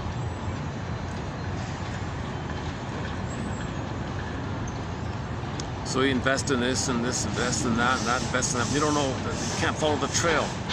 It's all shell. So the victims of a place, who do we control here? Somebody's plundering my backyard here, but I don't know how to stop it. Who do I stop? You? They can never identify it. So that's the need. That's why. So greed does that. Greed creates these layers of the shell game thing. Not the shell game, but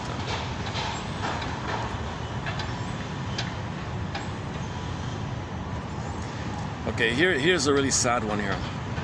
Here's why I want to play Michael Jackson, this last one here. A particularly cold-hearted example of vicious greed is the tale of what happened to the money raised by the 1985 Live Aid charity campaign. Remember the Live Aid one? The famous concerts? Well, the aim was to feed the millions of starving people, children. We saw the images, right? Starving children dying, dropping, their bones sticking out. It's so sad, unbelievable. But here's the cold-hearted thing here. So we're told that we want to feed the people, right?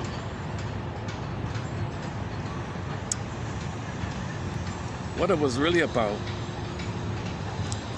was that the vast majority of the money, okay, shell, went to private mercenary types to take out the guy in that country that wanted to improve things for his people. He wanted to reduce poverty that was done previously. So you had a previous setup of centuries and centuries of the country in dire poverty, right? So so everybody knows Ethiopia. We're talking about Ethiopia, right? So for hundreds and hundreds of years, Ethiopia was plundered and pillaged, and people were in immense poverty, suffering. No literacy, no education. The farmers couldn't own the land. They were serfs, basically, or something like that. They were treated badly, and this went on for hundreds of years. So this is all part of the plundering, the scramble for Africa, the plundering, the pillaging of Africa. One day, as I understand it briefly, I don't know the full story, but one day, one of these slave guys on the farm, one of the kids, saw the suffering and the people dying all around him. We got to stop this. This is crazy here. So he he organically managed to kick out the colonizer and all that. Boom. We got to get rid of this guy. He's teaching literacy. He's giving schools to the people. He wants the farmers to own the land. He wants to give everybody some land to own. No way, only we own. They don't get to own. Okay, so back to yesterday. There's a real narcissistic status, pride. If you own but others don't own, because the baby didn't own, the mother owned. You want to be the mother who owns, the baby couldn't own.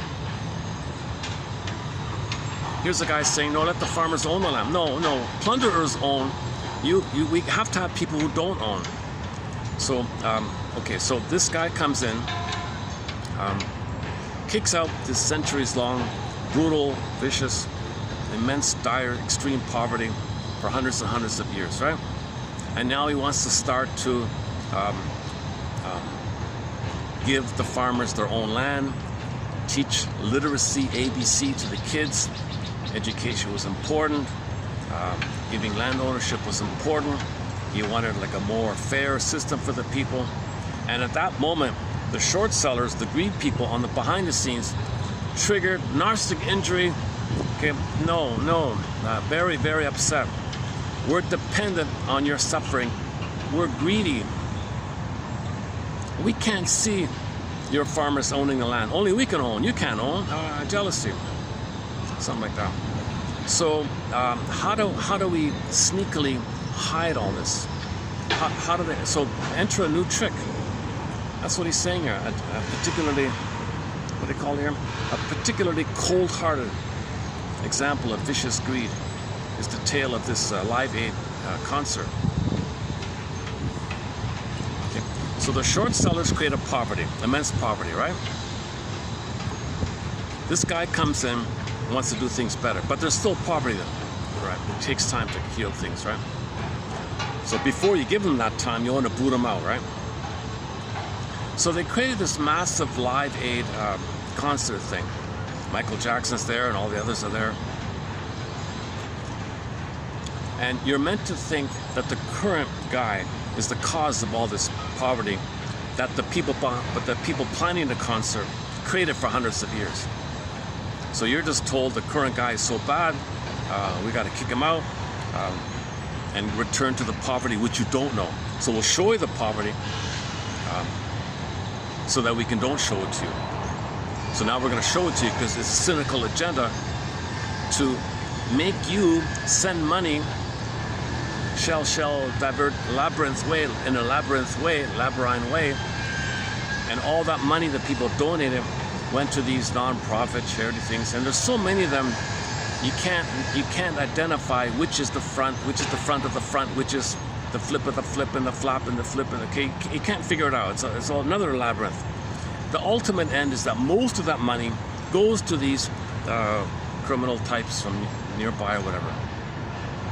And those criminal types were there to overthrow this socialistic kind of guy, whatever you want to call it. Right?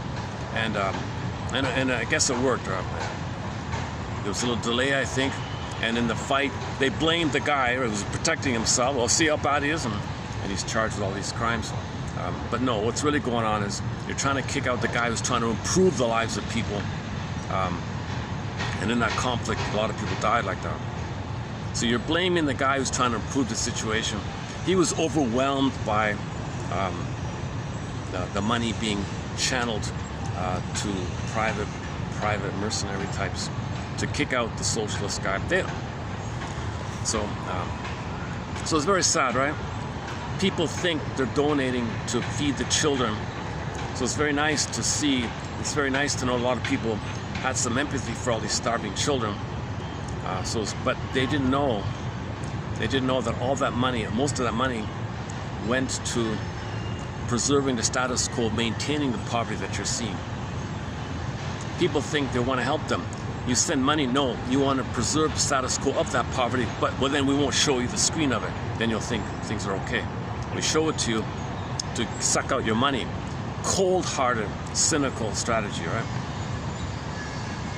So this is part of the greed, okay? And then enter when there's greed, there's rationalization. So the rationalization is, no, okay, I don't want to do it again. If you go to yesterday's video, okay, in yesterday's video near the end, I try to go through this whole thing about the rationalization of the confusion of the most traumatized, feeling the most dopamine, the most greed, and then using the skin tone as just a camouflage or a shortcut to talk about the justification that the more greedy ones should be greedy.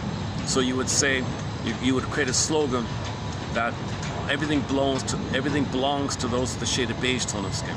But the shaded beige tone of skin is code for the greater trauma. Why this greater trauma, I don't know. Maybe babies were more traumatized, Lloyd Damas. Maybe the trauma affected the pineal gland, less melanin. Nobody's white or black. Everybody's a human being with a shaded beige tone of skin or a shaded brown tone of skin. Play Michael Jackson.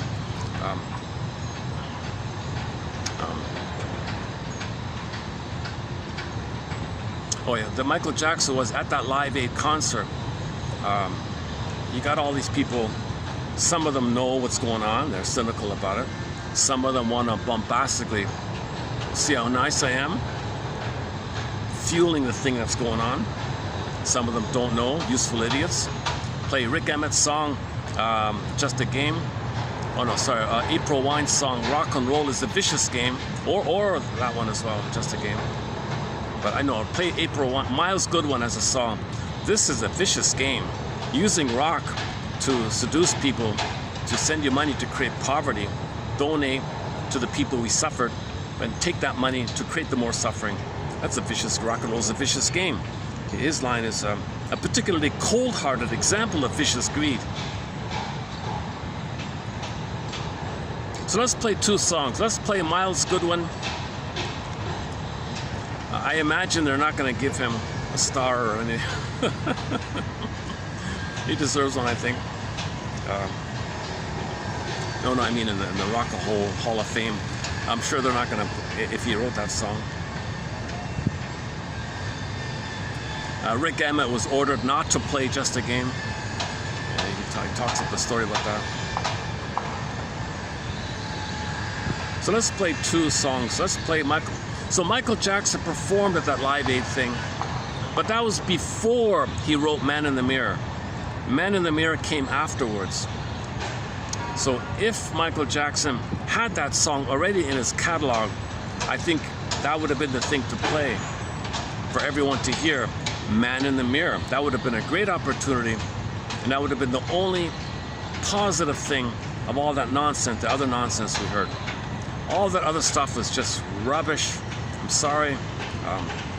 The only thing that might have been good is if Michael Jackson had the song Man in the Mirror at that time in '85 and sang Man in the Mirror to all the people like that. And maybe people, what's this Man in the Mirror song?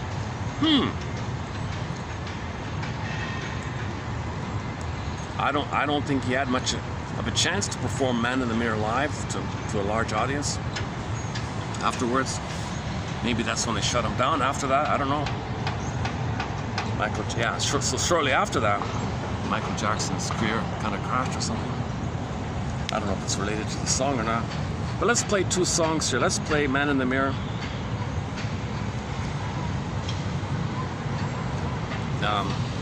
In sympathy to the cynicism of what should have been played at that concert as an antidote to what was happening. Look at the greed, look at them, look in the mirror. Why are you so upset if some poor guy in Africa has his own plot? Why does that bother you? Why are you so greedy? Because he owns a plot of land and he's not going to be abused by someone who owns it. Why does that bother you? You're far away in another place. Why does it bother you? Why are you so invested to destroy that? Holy crap. Left wing, George Carlin. Look up George Carlin's clip on YouTube. Left wing, right wing, same bird, same crap. Let me take it up here also. Okay, this might not get through. Usually these things are blocked, copyrighted. Let's see if by chance something gets through here. So let me first play the live, one of his live ones, and then I'll just play the audio, and let's see if by chance one of them got through.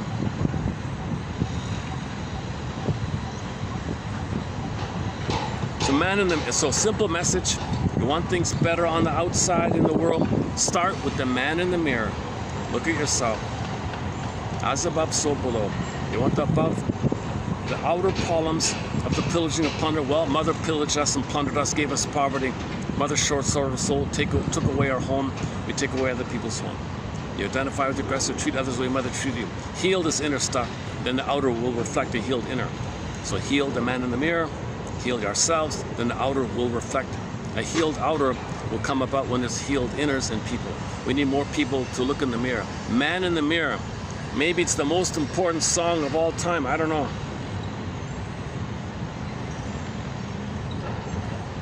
This might be the most important song. His whole career might be just for this one song here. Let's see if it gets through. So here's the live.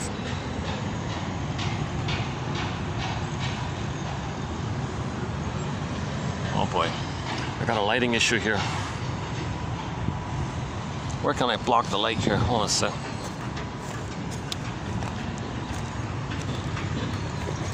Let's try this. นี่อยากนอนฟินตลอดทางคืนแบบนี้ไหม Hang on. It's annoying ads.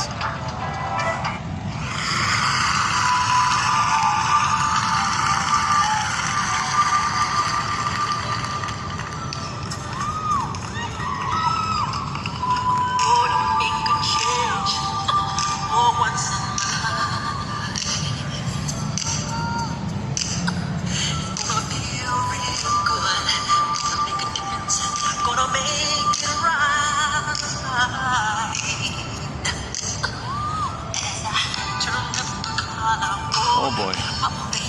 I'm not getting any proper lighting here. Okay, hang on, let's try this again. Hold on a sec. I gotta figure out some way to block the light here. One sec. Let me try something else here. Yeah, let's try this. Yeah, let me try something here.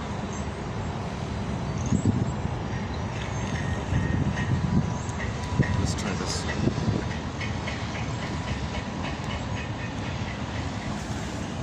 What if I do it like this?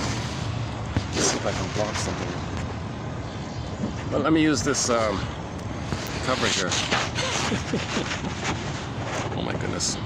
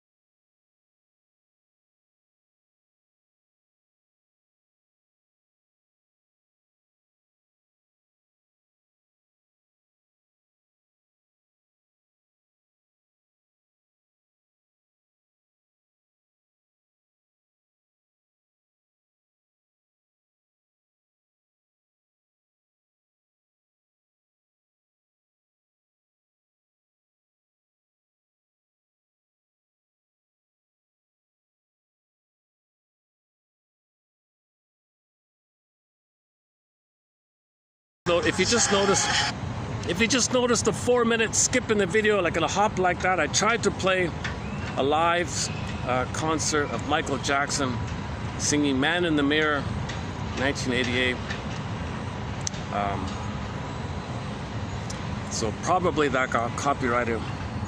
So let's try the audio from the regular album to see if by chance that gets through. Sometimes it does get through.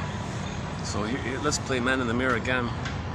I don't know, the way I'm feeling now, it's probably the most important #1 song for all of us. That song right there. Jesus Christ. Okay, "Man in the Mirror." One sec, let me dig it up here. One sec.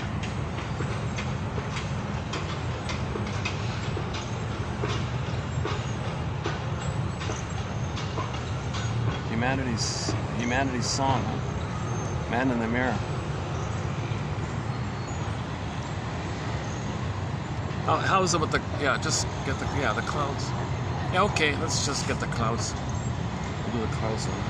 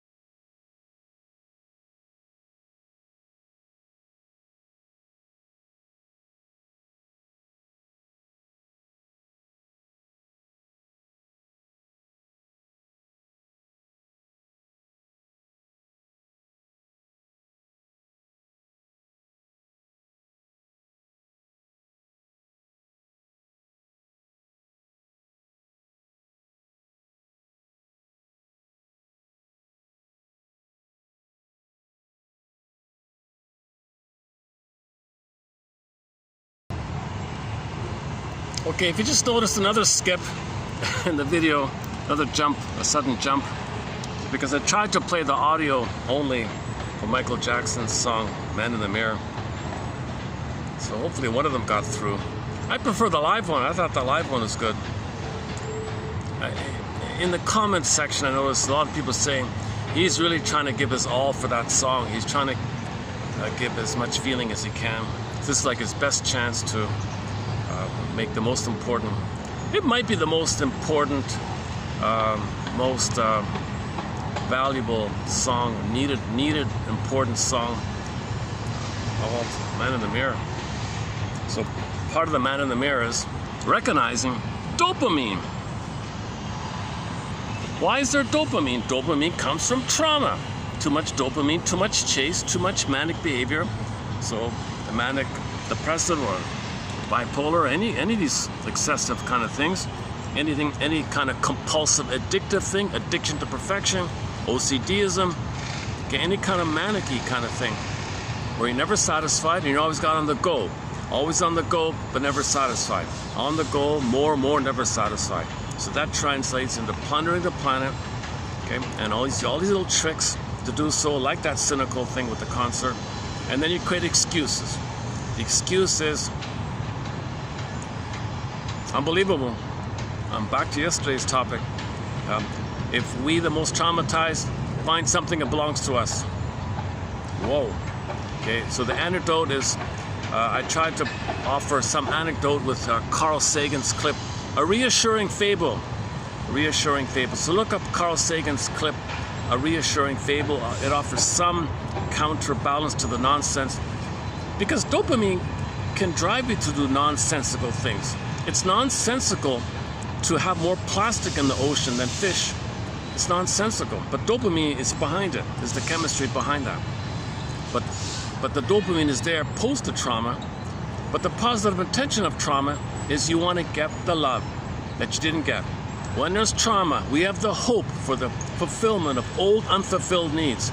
But you're out of the nursery, the breast is not there, the nipple's not there. Okay, you're out of the nursery, but you got to look for it. You can't develop and have your identity and feelings and golden ball and ontological self, sense of self, feeling self, a wide range of feelings, needed feelings, appropriate feelings, ethics, morality, virtue of the natural state of affairs, where your doing is an expression of your being. It's pain to lose your being. Back to the chasm metaphor yesterday with Emily Dickinson, the pain so utter and all that, and the swoon and all that. So this pain means we're in fear, constant anger, dopamine. Dopamine kicks in because of the fear. The fear is all survival. So if you think only in terms of jungle survivalism, then your slogans are, well, I gotta survive. Nobody argues that. I want safety, I want to survive. No one argues about that. You create these excuses. Well, why we're not meant to be in permanent 24/7, hyper 24/7 emergency like that. We're not meant to be like that. We're meant to be calm, more easygoing, more serotonin-based, oxytocin-based. We're meant to come from a more serotogenic, oxytogenic or something, genic, however that's pronounced. We're meant to be more in a place of having been loved, oxytocin, and feeling safe because of that, serotonin. We're meant to come from that kind of place of having been loved, so you can have your sense of self. Then you make sense. If you don't have your sense of self, you don't make sense, literally. And it's disembodied discourse. If you're not in your body, you're not making sense. And it's disembodied discourse that's causing all these problems, like plundering the planet for a quick buck.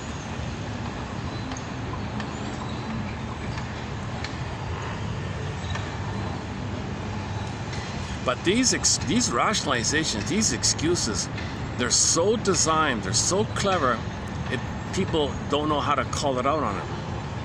Like people don't know how to question it. The rationalization is the power of some kind of belief,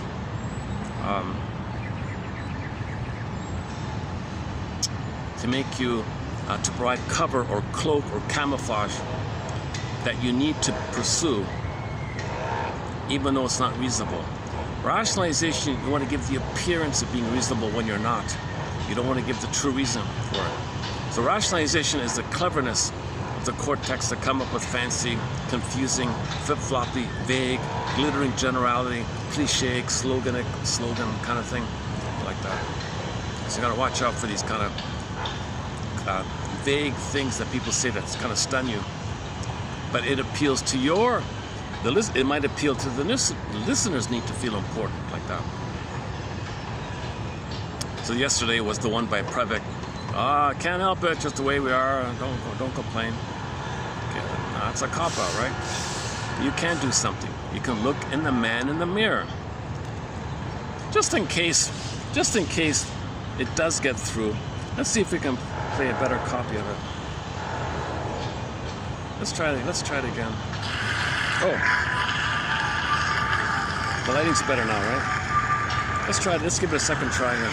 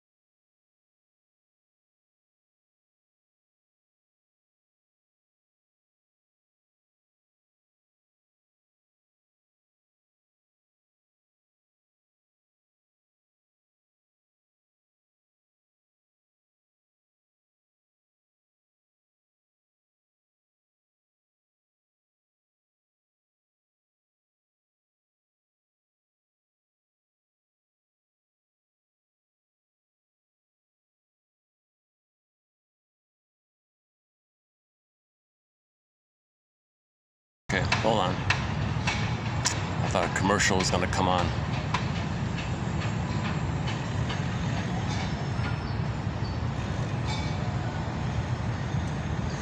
No.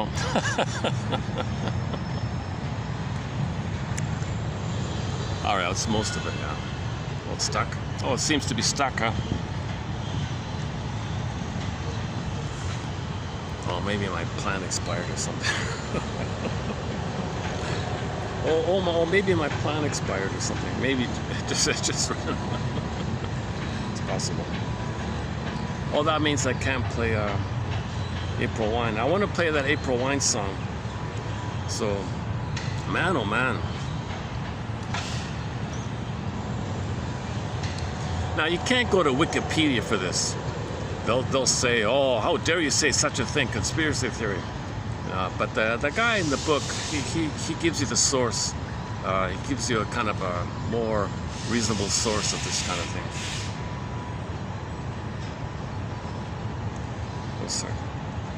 April. Am I on line here? April Wine. April Wine. The lead singer Miles Goodwin passed away just maybe 3 or 4 years ago. Rock and roll is a vicious game. Do we have it here? Is it showing up?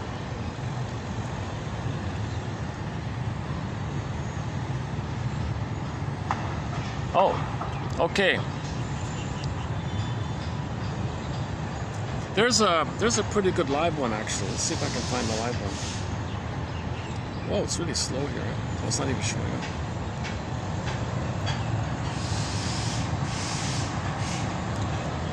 Okay, let's try later on then. It says I'm online.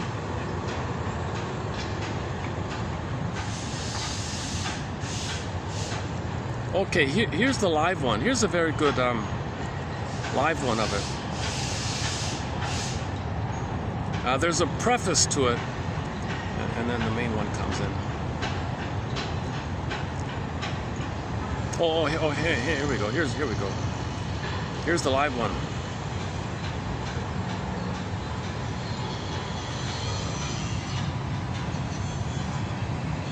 We're so close. Oh, again. Thanks to generous. Hang on. There to save the house of Janet. Oh yeah, you know what's funny about this topic about the corruption of money like that, the music, the money sent to music, and that money is being used to hurt people. I'm not a fan of any of these New Zealand musicians, but they're really on center stage in the music industry, saying they're going to quit. Many of these New Zealand musicians are going to boycott, quit the Spotify company, because that company owns a weapons thing, and people are dying because of it. So they're saying, you like my music, and you're going to pay to listen to it. That money's going to go to hurt people, like the Live Aid concert. So it's a similar kind of thing. So Miles Goodwin's answer to this is this song here, I think.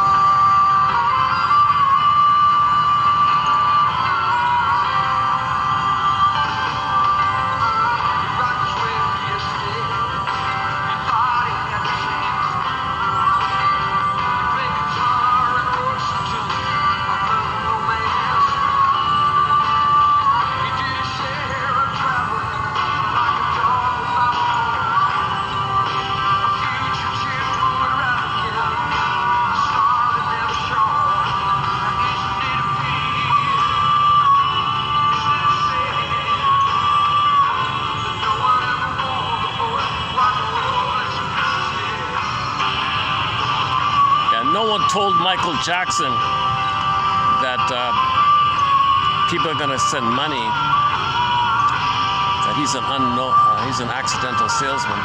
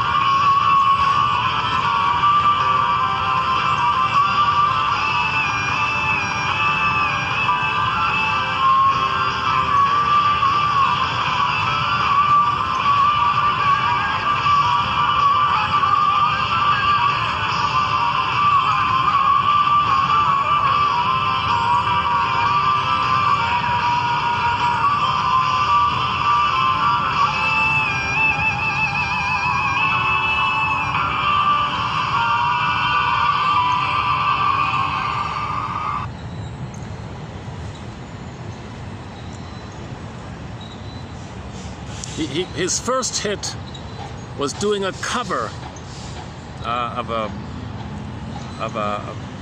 there was a band called Hot Chocolate, and they had a song called Could Have Been a Lady. He did a cover of it, and that was their first hit, and then it went down from there. I don't know what he had in mind with that song. He said he was going to name his autobiography from that song, but he chose another one, just between you and me. I'm not really too big a fan of that one. Oh, Behind the Vinyl. Oh, I haven't seen this here. Oh, Behind the Vinyl. Miles Goodwin talking about the song Rockin'. Oh, talking about it. Oh, I'll have to check this one out here. Well, let's see what he says. Oh, it's buffering. Okay, check it out later. Yeah, you can't go to Wikipedia for these stories. It's okay for other things, but when it comes to the plunder system, it's all propaganda. It's all whitewash, covering up, lying, deceiving. Vicious game. Wikipedia is a vicious game by the looks of it.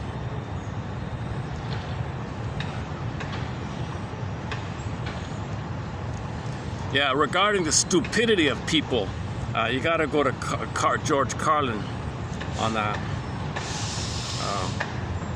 So he's got a whole bunch of comedy clips on how stupid people are. It's hard to argue with him. He's a little over the top sometimes. So he's a little kind of angry himself, but we played one of his clips, the one about the bird. Yeah, here we go. George Carlin. So there are now 30. There's 30 videos here. These are all pretty good. I've only heard 2 of them so far.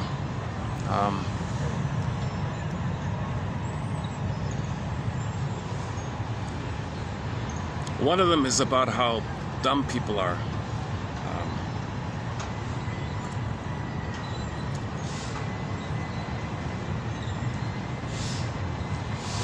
The most recent one is called Why Normal is Action. Why stupid people always seem to be in charge. Oh, he has a whole rant about the puppet thing. The requirement. Okay. Well, yeah, if you want a funny one, check out that second one. Wow, the one there entitled "Why George Carlin? Why stupid people always seem to be in charge." So he's got a 25-minute rant. A 26-minute rant on the puppet thing. I haven't heard the other ones, but the one I did post was the one about the bird. Oh, this one here. Left wing, right wing, wing, same bird, same crap. That's a very clever one, actually. So he sublimates his personal. So what he's doing is sublimation. His personal anger, his personal fear, stress, anger, dopamine. He channels it into witty, clever articulations about rants about the plunder system, how cool it is. So he discusses it like that. But he doesn't give you any psychoanalysis about the plunder system. He just says the people in charge. He doesn't analyze it. He doesn't put the people in charge on the couch like that.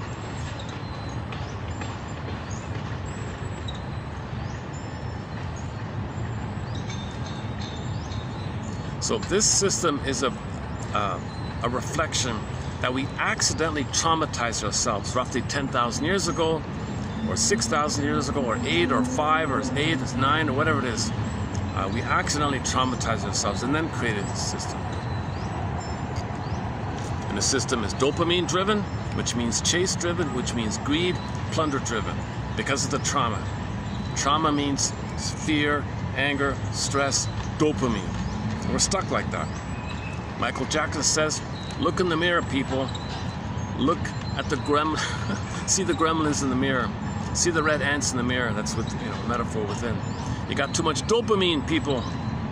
Okay, so read Miss Lemke's book, Dopamination, or Molecule of More, or the Dopaminergic Mind by Previk, or the other ones. Like that. Well, let's check the battery. How are we doing here? 40%, wow. 40%. My battery's only giving me somewhere between 3 and 4 hours, depending on.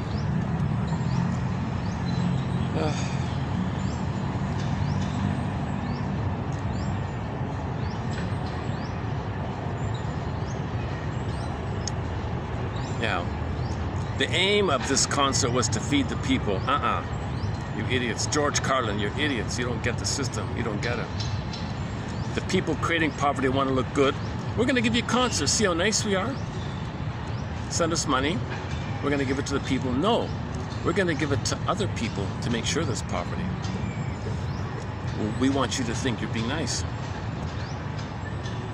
That's how dumb we are. So if we look in the mirror, we realize we're traumatized.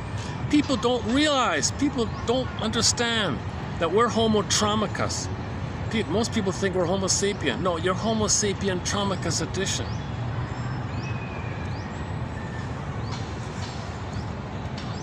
Okay, so you gotta watch the science fiction film Forbidden Planet on Monsters of the Id Monsters.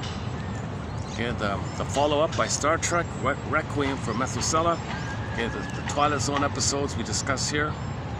The comic psychoanalysis, 1955 comic psychoanalysis, 12 therapy sessions put in the comic form. A good one-on-one to psychoanalysis. Okay, in our collection here, we got a very good batch of quotes by Paul B. Russell on repetition compulsion, the Janoff material about symbolic acting out, and we got Masterson and Burglar and Karen Horney, Melanie Klein, Rothstein, Ogden, Mahler, Fairbairn, okay, Bromberg, Althea Horner, list goes on. We've got hundreds of excellent authors. Once you know yourself a little bit, you'll know the outer. Or if you know the outer, you'll know the inner. It kind of goes together like that. As above, so below. The outer reflects the inner. If you don't know the inner, you don't know the outer. You don't know the outer, you don't know the inner. So start somewhere.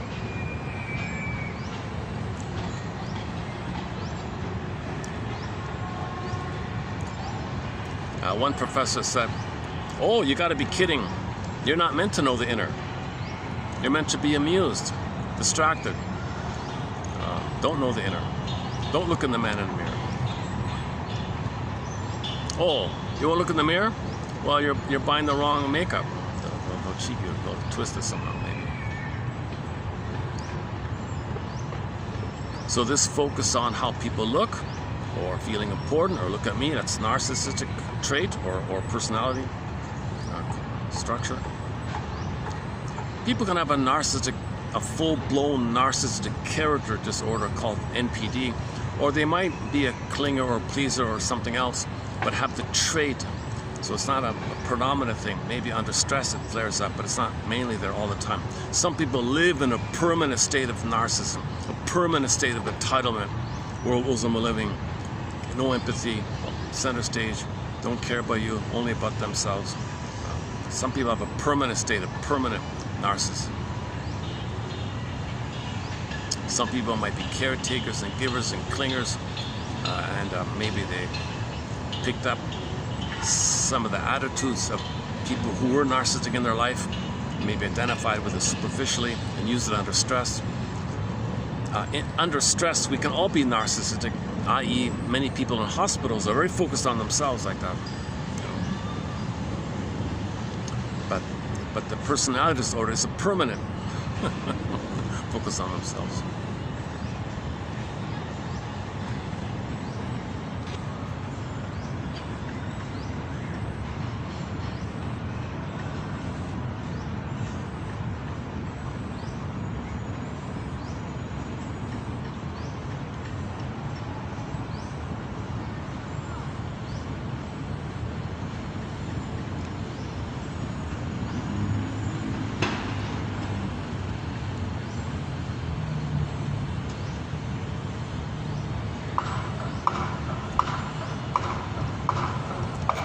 Okay, and the ones below are from Lowen.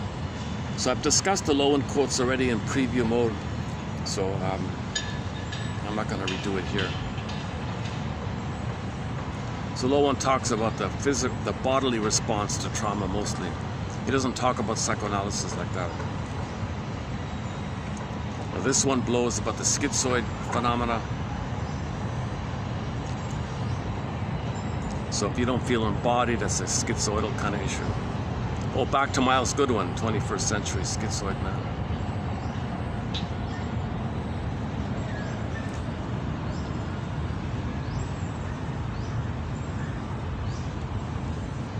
Okay, so in this video I just mainly did a preview of upcoming 3153. I've got a huge kind of delay.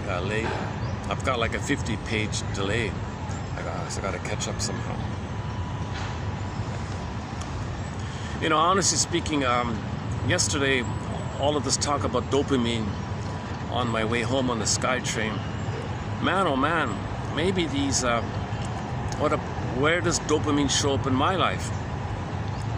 And I felt dopaminergic about this topic of dopamine. I felt a little excited on this topic of dopamine. The topic of dopamine triggered the dopamine in me to learn more about dopamine. So I was like I was in a bit of a rush to learn more about dopamine, to do these quotes yesterday, mainly yesterday. I did a little bit 2 videos ago, most of it in the last video and a little bit in this video. But the last one's the key one. And I've been in a little excited mode with this dopamine thing. So that's knowledge, dopamine, chase. Because if I'm chasing knowledge, because I want to heal, right? I want to heal myself. Oh, there's a chance to heal knowledge, so I'm chasing knowledge. So the positive side of dopamine is it's what makes you, what motivates you. The anticipation that you think that when you get something, you'll heal. So on my side, in this case, it's mainly about, well, can I get the right knowledge, the right formulation, the right theories, so I can heal? So I'm chasing for healing. Now, you can chase for healing by knowledge, but before you get to that place, you might chase in some more diluted way. So in the first half of life, you might chase blindly for things. In the second half, you go, wait a minute. Okay, midlife audit, midlife scrutiny period, midlife examination period. Okay, hero's journey, second journey. Okay, this comes to your attention at midlife. Your chasing is useless. So you should be chasing for something, chasing for healing. So at least divert your chase mode to healing mode. So chase for knowledge. But don't use knowledge as a defense against healing. So that might be a part of it. You might use knowledge called intellectualization. So that might be part of it. But you want to ultimately use the knowledge to help you have an emotional knowing. You want something in the body. You want to feel in the body like that.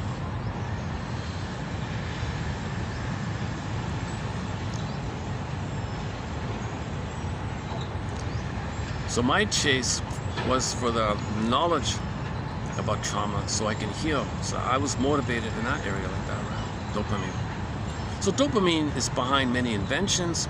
You can, if there's an earthquake, you're gonna run dopamine. You need dopamine like for in a limited time restricted manner like that, right? A healthy amount, a proper amount. But life is more about being, serotonin, oxytocin, love, pleasure, being, the blue jay, the bluebird, the golden ball, feeling. And your doing is regular. Your doing is not going to be like crazy panic, doing is not going to be like that. Unless there's a sudden earthquake like that, and you got to run quickly. That's more like the stress response, right? Running for safety. That'd just be the fear response. You see that? Yeah, the earthquake, that's just a fear response. You're running like that. Then you calm down, you're still safe. After you're free, you're safe like that. Dopamine's more about the permanent trauma, the permanent fear where mother crashed you. The earthquake was your mother who crushed you, and now you're in permanent chasing of her. So there's a difference between a realistic, temporary thing where you're safe after you run away from the landslide versus mother destroying your brain and you're chasing to correct your brain. I mean the set points.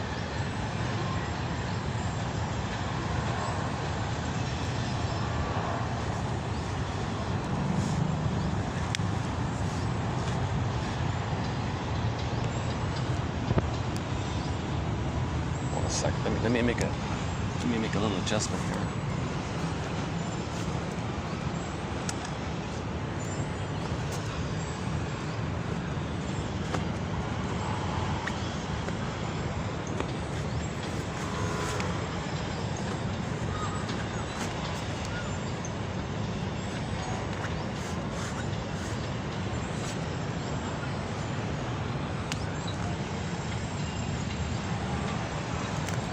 Maybe we'll just take a short break. Can I just take a little break here? Oh, let's read out 53. I'll just take a little short break here. I've noticed that when I play these things on the ground, it muffles, the sound gets blocked, right? But if I do it on the grass, it might be a little okay. Okay, let's try this. Okay, let's take a 5-minute break here. So this is 3153 by Miss Lemke on gate denial, gate projection. Oops. Hold on.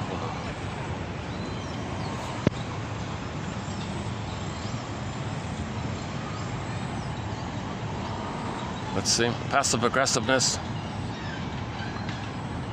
Passive aggression is defined as aggression toward others expressed indirectly or passively, most often through avoidance and procrastination. Examples include finding reasons to cancel visits with such patients, rounding quickly on them in the hospital, or not at all, writing extended refills to minimize contact, not returning their phone calls, etc. Projection is attributing a moral or psychological deficiency in ourselves to another individual or group. Doctors often project the contempt they feel for themselves around lax prescribing onto their patients. It is easier for doctors to see patients as morally deficient than to acknowledge having abdicated their responsibilities to patients by prescribing medications that might be harming rather than helping them. In this scenario, the doctor thinks, "What is wrong with this patient? Can't she get it together and take the medicine like she's supposed to?" Instead of, "What is wrong with me, and with the system, that I would prescribe a medication I know is not helping?" The splitting defense involves segregating experience into all good and all bad categories, with no room for ambiguity or ambivalence. Doctors typically engage in splitting by mentally segregating drug-seeking patients into the category of bad patients, as distinct from good patients. A good patient takes many forms depending on the doctor, but is often the patient who expresses gratitude, gets better, or can be seen quickly. Bad patients are those who threaten the doctor's sense of competence as healer or who trigger negative emotions, such as anxiety, impatience, or anger. Of all the primitive defenses doctors employ against drug-seeking patients, the most common and insidious is probably denial. Denial is the refusal to accept a threatening reality by simply believing it doesn't exist. This includes refusing even to perceive or acknowledge certain truths, for example, that we are in the midst of a national prescription drug epidemic. For the past 2 decades, even very good doctors have ignored suspicious patterns of medication use, dispensed early refills, disregarded escalating doses, and failed to access data that would give them the information they need to make a more accurate assessment of current medication use, such as their state's Prescription Drug Monitoring Program (PDMP). Despite a major public health campaign to encourage doctors to register for and utilize their state's PDMP, only 35% of doctors practicing in the United States today access this resource. Time constraints hinder doctors' ability and willingness to gain access to and utilize the database, but without checking the PDMP, responsible prescribing of controlled drugs in the modern health care system borders on impossible. What happens when primitive defenses like denial no longer work? For example, when the prescription drug monitoring database shows overt drug seeking, and the doctor is forced to acknowledge that she has been supplying drugs to an individual who has been misusing them. At this point, the doctor is unmasked as nothing more than a gatekeeper of goods and services, or worse yet, a drug dealer, and she experiences a narcissistic injury. A narcissistic injury strikes at the heart of her sense of competence and self-esteem. It is extremely painful to experience, and the reaction is primordial, reflexive, and hostile. In the last 5 years, the entire medical profession has experienced a narcissistic injury as a result of the media spotlight highlighting the harm done to patients from drugs obtained from doctors, tarnishing doctors' reputations and publicly shaming them. As a result, some doctors have not merely become more cautious about prescribing opioids to patients in pain but have gone so far as to refuse to treat pain, declaring it to be out of their scope of practice. These refusals have become so prevalent that drug-seeking patients have earned their own moniker, coined by Dr. Stephen Pasick, opioid refugees. Single quote. ALMK. Cash crops strips delicate soils of their capacity to replace nutrients, leaving it unable to support plant life ever again. Each time we take a plastic bag, we contribute to the process of gradually filling our oceans with plastic to the extent that by 2050 there will be more plastic in our seas than fish. Short selling interferes with the local mechanisms that operate to control individual greed. A particularly cold-hearted example of vicious greed is the tale of what happened to the money raised by the 1985 Live Aid charity campaign. The aim was to feed millions of starving men, women and children who were suffering the consequences of a terrible famine in Ethiopia, and the campaign led to an unprecedented outpouring of charitable donations. It turns out that the vast majority of the aid money ultimately ended up being spent on weapons. Jack Lewis. TQ 3153.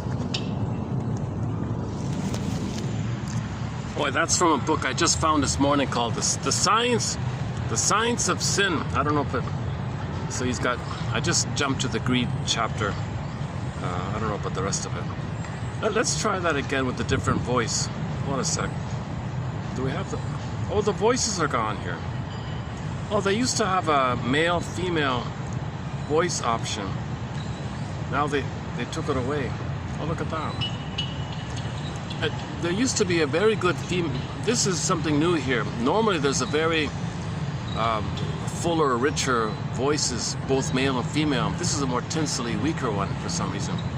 I see. Maybe my free trial is over. You gotta pay to get the good voices, the proper voices. Oh, what a pity, eh? Yeah, it's not there. Oh, I can't even change to the male voice. So they only give you one voice now, eh? Read aloud. Yeah, no, that's it. Passive aggression Yeah. is defined as aggression toward others expressed indirectly or passively, most often.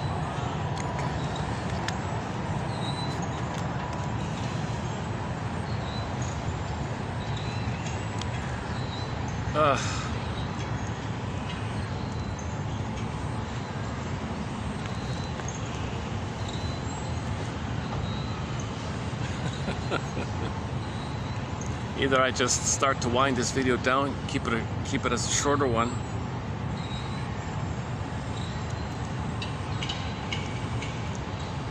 I won't do it, but a fun thing to do, if you have the complete file, 1001 Windmills of the Mind, if you just randomly scroll, you'll find good stuff. There's a lot of real gems in there. Man, oh man. For me, if I read 10, oh, there's one great one. So, usual spiel, the links below for the price of the you-know-what. You know, so it's 10,000, over 10,000 now. 62 topics, chapters. Passive aggressiveness just being one of them. I guess dopamine, maybe we should open up a new chapter, the dopamine one. Or as Previk calls it, the dopaminergic mind.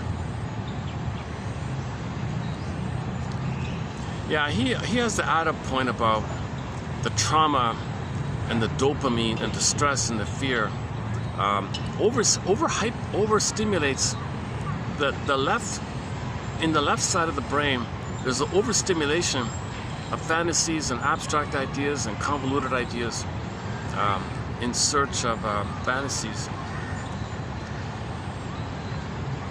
That part I don't know, but so in other words, you might be chasing fantasies or unrealistic ideas. The plan is the breast, plunder the blessed, plunder the breast. That's a crazy idea, but your brain is creating these crazy ideas. So we're destroying the planet out of crazy ideas. Well, hit the pause button. She says, yeah, Miss Lemke quotes the AA people. Think through the drink. Think through the greed. Think through the compulsion. Think through what you're about to repeat. Think through the wrong choice you're going to make. Think through, calling someone who dumped you. Why are you going to call them again or something? Make excuses. Think it through. So everyone knows that, right? So we did a topic on limerence recently. The limerence, the obsessive love, passion love, falling in love, being in love, puppy love, infatuate, infantile love, love at first sight, the spellbound, the trance. You don't think clearly because you're just focused on the fantasies. So you ignore the red flags. You're so focused on the dopamine of the chase, the fantasy. There's the mother in the past. Finally, I found mother in the past. Finally, I'm gonna be safe. Chase. Don't see the reality. I gotta keep the hope. I gotta keep the fantasy. Chase. So the hope is the dope that gives you, or the fantasy that gives you the good feelings.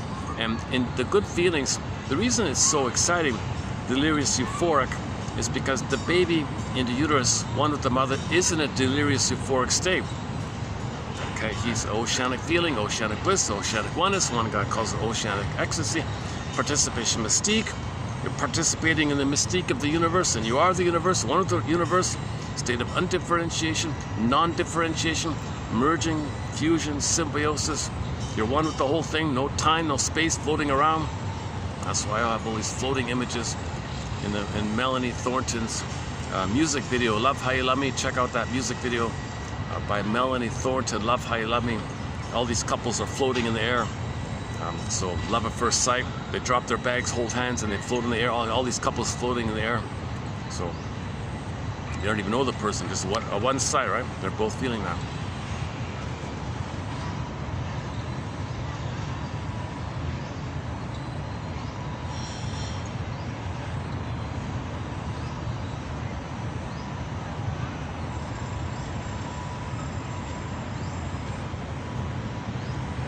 Truth is, it's kind of coming up on me. I'm kind of feeling guilty about interrupting the first part of this video.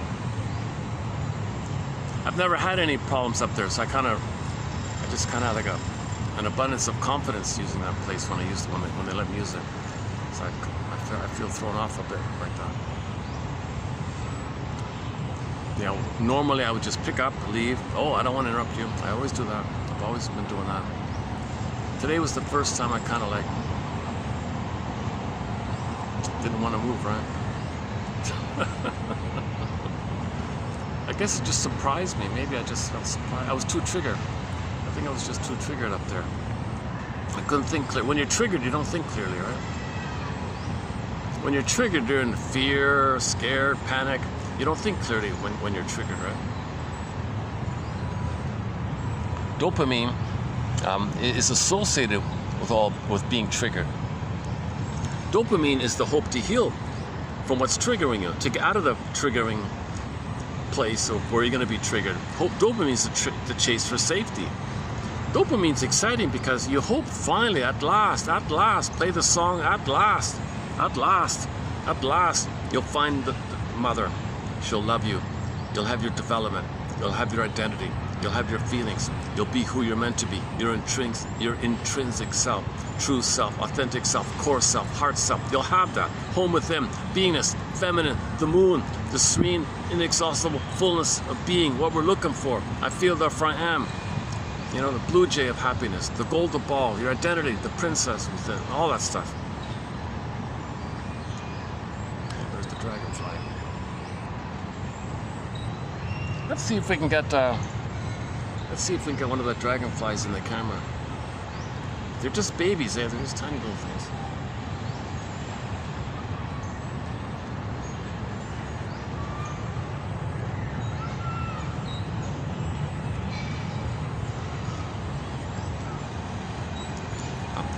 This is, I'm in a little pocket of time where I am. This is the peak of the off season, and it's the summer. It's this little dip of the off season because the rainy season, off season. Normally this place is packed with kids and screaming and kids all the time. There's a major school nearby. They all run out.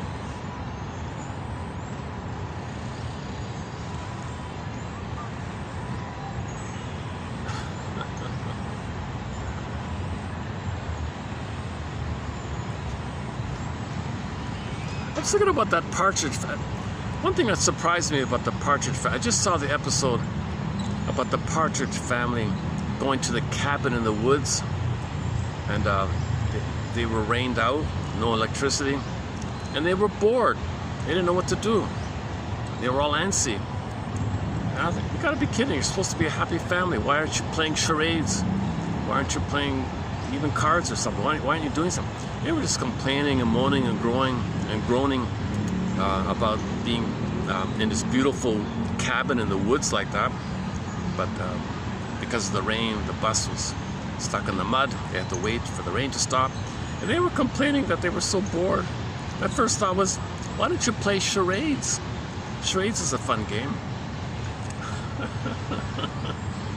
And I was looking at book titles this morning on the topic of charades. One was, I thought maybe if you had like a fishbowl, you can have the title of books. One was Leaders Eat Last or something. Well, how would you do that in charades, right? Well, the book title I saw this morning was Men Chase, Women Choose. So have all these catchy book titles, have it on slips of paper in a fishbowl, and someone plucks it, and they do the charades with their partner. So it's all a book title, but they don't know it. They don't know what it is. But they're short, only 3 or 4 words long. That would have been a fun game. Like, how would you do the charades of Men Chase, Women Choose? Another one of these books advising women, play hard to get, play catch and mouse, make them addicted to you, make them chase so you can control them. Another sad book like that. Leaders Eat Last was one of them. How would that be done in charades? Leaders eat last. So the Partridge Family could have done that, right? I'm reminded of the Carol Burnett show. They had a funny skit about the charades. Carol Burnett was hilarious doing that, the charades. On the topic of Carol Burnett, we played a skit of hers called A Visit from Dan. That's a great skit. That's one of the best skits from the Carol Burnett show. Visit from Dan, on the topic of narcissistic mothers. The mother was narcissistic, and the daughter said to her, "There you go again, mother. I experienced this major tragedy in my life, and here you are taking center stage. It's all about you." The daughter found out the husband dumped her for the waitress. Now she's a single mother, distraught, no job, no skills. He's on the airplane with the waitress. She's all upset, she's crying. And the mother said, "I don't like what that guy said about me. There you go, you did it again, made it all about you, center stage, always about you." So the mother would twist everything to make it about her. She can't be excluded. She's got to be center stage, focus of attention. She's got to be admired, seen as important, seen as right. Yeah, see, now I was right. I told you not to marry him. I was right. Oh, here you go again. I'm doing the I told you so thing. You're right. I deserve respect. At this time, in this moment, can't you put that aside to focus on me? Let me be center stage or something like that? Why do you have to be in a permanent 24/7 state of center stage? So that mother played a good example of narcissistic mothers. That one there. Visit from Dan. Yeah, very good clip.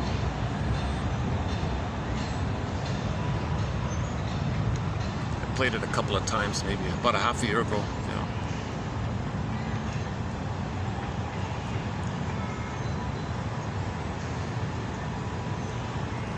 Oh, don't get me started on the Twilight Zone. That's going to be 100 hour. I could spend 100 hours talking about. We did 20 episodes? Could I talk for 5 hours an episode? Oh, okay, I'm exaggerating. So I could talk for 20 hours at least. I could spend 20 hours talking about the Twilight Zone episodes we discussed in this channel so far. Gabe's Story, that's a key one. That's really an excellent one. Howling Man, another one. Take My False Life, please. Wong's Lost and Found Emporium, a really good one as well, really good one. Okay, and then you got all the other ones. My goodness. Rod Serling had a very analytic perspective. Some of the best psychoanalytic models and theories are presented in the Twilight Zone. Twilight Zone means unconscious. In one closing narration, Rod Serling said, "See that man there? Stuck to the past, chained in the past, addicted to the past. These things happen in the Twilight Zone." Unconscious zone.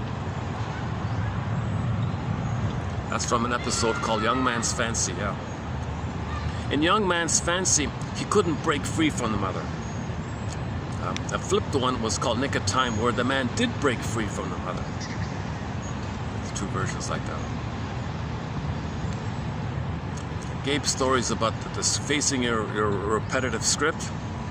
Gabe said to Roxanne, who was giving him daily versions of that dysfunctional script, please stop it. Geez, Gabe, I can tweak things a little bit, but I gotta follow this template. I give you daily versions of this imprint. Oh, stop it, please. Well, you gotta face your deep belief that created this imprint. I'm just giving you versions of it. You gotta face this imprint. So he goes to another, speaks to Roxanne's manager, or boss, or whatever. The voice of the imprint. The voice of the imprint says, well, sir, Mr. Gabe, you created a deep, deep imprint that you thought that it's your job to save your mother, fix the mother, cure the mother. And you thought the way to do it was to be dysfunctional to please her, because you thought your needs threatened her, scared her. So you sacrificed it, made yourself dysfunctional, kept yourself in a dysfunctional place to maintain that belief that it's your job to save the mother. All right, I get it. It's not my job to save the mother. No baby can save the mother. Isn't it bittersweet that I tried to do it? I want to break free from this. All right, Gabe, good luck.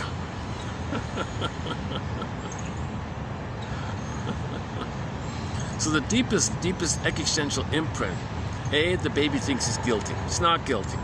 Not guilty. No baby's born guilty, nonsense. When the mother traumatizes the baby, hurts the baby, crushes the baby's soul, he feels pain. The pain, is kind of synonymous with guilt, because with pain he thinks he did something wrong. Is he guilty?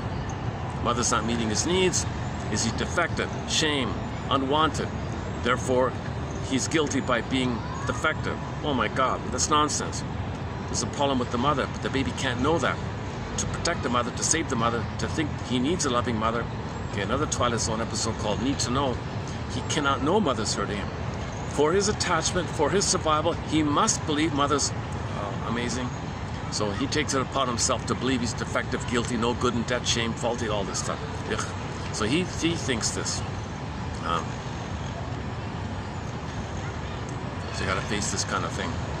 Okay, on this kind of thing, enter another Twilight Zone episode, the Nightmare Ground. There's another one, a Nightmare one called a Shadow Play. Is that right? There's two versions, the original and the revised. I think the revised one is a little more informative. They're both gruesome. It's a Groundhog Day episode where the guy has a recurring same nightmare. Guilty. Next night, guilty. What the hell? So he's trying to face it. He's trying to face it. So in the nightmare, the guy sees the father saying to him, "You're guilty." It's transferred onto the courtroom thing, but in the courtroom thing, the father's the judge, saying to the son, "You're guilty, kaplunk." Next night, sometimes the father is the district attorney. "I'm gonna get you, you're guilty." Whoa! Sometimes the father is one of those minister creeps there. "You're guilty, you're a sinner." Oh, whoa! Sorry.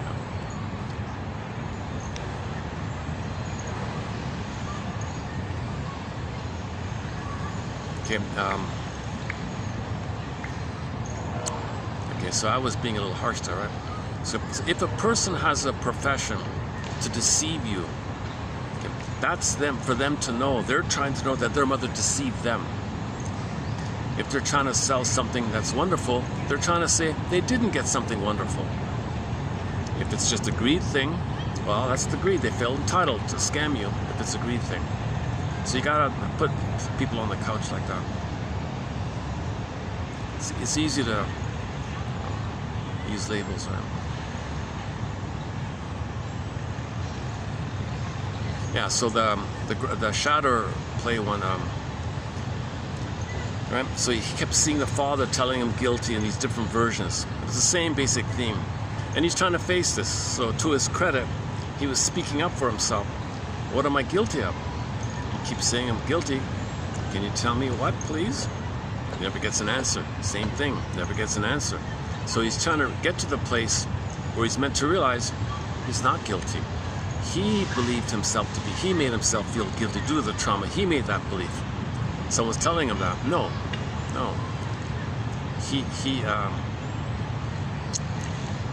The mother didn't meet your needs, and you thought you were guilty. Now, they put the father as a standard for the mother. It's really the mother, but part of the plunder system is distract you with the father. The father's like the puppet or something. Blame the father. Fathers don't cause the trauma that the mother causes. Only the mother can cause that nursing time trauma, the feeding trauma, called weaning trauma. Only mothers cause weaning trauma. No father causes weaning trauma. Come on. Most of this developmental trauma, relational trauma, interpersonal trauma, strain trauma, etc. is weaning trauma. Only the mother causes weaning. What's the mother? The first mother? The breast mother. Only the mother has the breast mother, for Pete's sakes. But you can transfer that to the father, blame the father, you're not going to get anywhere. That's defense against facing the truth. The mother hurt you, blame the father. Yes, you can blame the father for not protecting you, for not being around to guide you a little, but the father can't cure what the mother did. They can give you a lot of hope and a lot of benefits and a lot of compensations, but he can't cure that kind of thing. So the guy in the shadow play was facing this issue. What am I guilty of? So never mind that it's the father. Just take it similar to the trial, the Franz Kafka one. Somebody told him he's guilty. He goes into this maze of bureaucracy. What am I guilty of? Never knows. No one tells him. No one tells. Same idea. So unconscious guilt. He's not guilty. The message of both of these stories: you're not guilty. No baby's guilty. No baby's guilty. It's no baby's wrong if that baby can't cure their traumatized, emotionally impaired, narcissistic mother. So, let's let these people pass here. Let me hold the camera up so they don't think I'm filming them or something. So.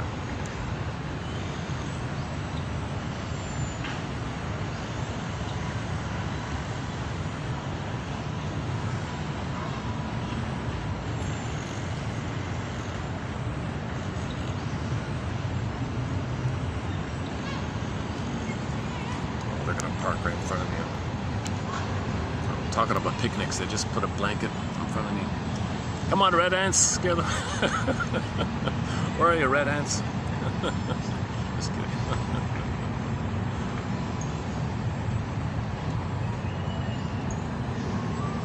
Yes, let's work on this red ants one. So red ants can be a symbol that if they're crawling on the picnic blanket, going after your food, you want to push them back. Well, analogously, if we're feeling cortisol, stress, adrenaline, those tingling, tense things, biting little red ant things, right? You want them to go back. Well, what makes them go back? Okay. So, if you feel safe, it makes you go back. If you feel connected, real or fantasized, loved, real or fantasized, safe by status, but the status is the connection of bliss. So status and money and prestige, that's all connection. These things about wanting money, it's to connect. Everything's about connection, right? Everything's love or cry for love. So the power quest, the power hunger, the greed hunger, is to connect with the missing phantom breast. The power obsession with power, okay, and greed and all that, it's to connect with the phantom breast. No breast, but if you have the fantasy of the phantom breast with the stuff you get, and the status that you won with the mother, and the material is the phantom breast, okay, that's going to bring up the fantasies of when you were one with the mother in the uterus, and those give you the safe feelings. Then the serotonin kicks in, then you feel safe, then the red ants go off the blanket. But then the red ants come back. You want to feel safe again, be greedy, fantasy, good feeling, red ants go back. So you're doing this dance with the red ants. Okay. Now, Miss Lemke's theory is the red ants, okay, now call them gremlins, they're going to multiply and get bigger. So you got to grab more fantasy, more greed, more novelty, more new, more power, more. Dopamine is for that. Dopamine is for the more to get the ants back, or to get the gremlins back, to use her thing. Forget about the teeter. I still can't get around to this teeter-totter thing. It only describes the phenomena slightly, tangentially, partially. It's missing the whole thing, really. It's missing the enchilada. I'm gonna go with the red ants. I'm gonna go with the red for the time being, as a temporary starting point. I'm gonna go with the red ants, being symbolic of your stress and anxiety, your fear, okay, and the cortisol, the adrenaline coming on the picnic table, the blanket, going after your food, going after you, going after your pleasure of having a nice outing on the picnic in the park. You want the red ants to go away. Okay, so analogously, they'll go away. If the red ants means stress, fear, anger, dopamine, chase, well, safety pushes them back. Safety, connection, safety. Okay, real or fantasized, real or imagined. So now you're looking for the constant imagination of it. So he talked imaginary friends, the Mr. Lewis guy, imaginary friends in the sky, or phantom breast in the sky, phantom placenta in the sky. There's the imaginary breast in the sky. So it can be a fantasy connection, or a real connection, or in the limerence one, you have a hope that the girl will return your call, return your text, and maybe she'll like you and go on a date with you or whatever. You have these kind of hopes and hopes and hopes. So you're always going to keep these kind of hopes and hopes. Greed, hope, fantasy, power. So power is for the fantasy, and the hope, greed is likewise. Okay, and there's manic behavior likewise, controlling likewise. Feel important. You want to feel important. You want more. You want power. Okay, all for the fantasy. To feel imagined safety, imagined connection, imagined love. So you get the serotonin to push back the red ants. Now you can enjoy your picnic and have pleasure and enjoy your outing on the picnic.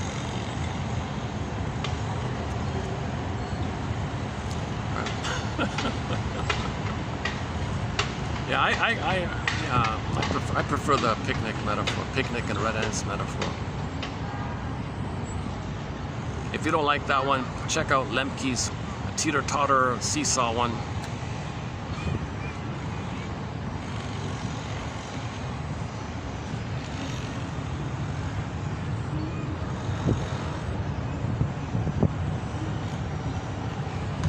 So we're destroying the planet for the fantasy of the breast, so we can not feel the pain of the ants, taking away our pleasurable picnic time, which is living our life.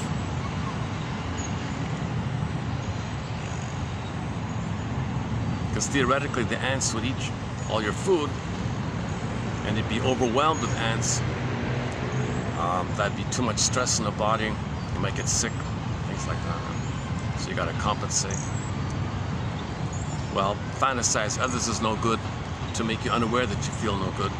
So it'll be there, but you'll imagine outwardly to repress it, but project. But you're gonna be angry by this. So to express your anger at the ants taking over your food, kind of thing.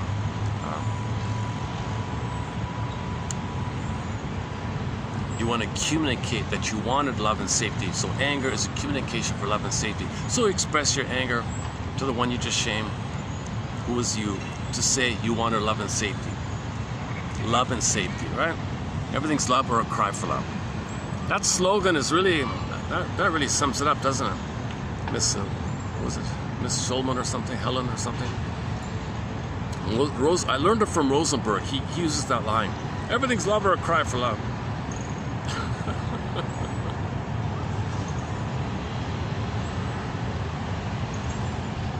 So we're destroying the planet because we're crying for love.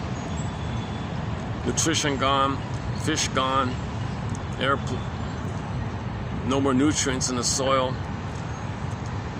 Looks like we're gonna have 3D printing machines to give you synthetic, synthetic, creepy chemical stuff.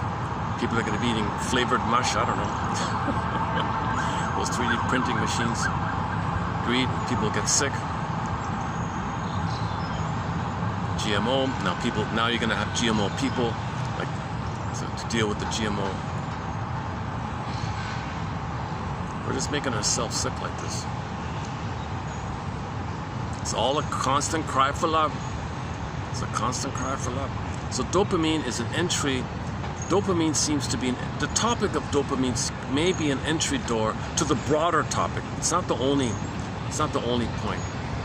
Just to read these books by Lemke and the others, dopamine fast, go on a dopamine fast, go on a dopamine detox, go on a dopamine diet. I got charts for you. Hey, Monday, Tuesday, Wednesday. Go on a diet. Abstain for a month, okay? Yeah. It's not enough. It's not going to cure anything. For some people, they may go on a 1 month detox, so they won't use their phone for 2 months and feel okay with it, and just use it once in 5 minutes a week or something. 4 or 5 minutes a day, sorry.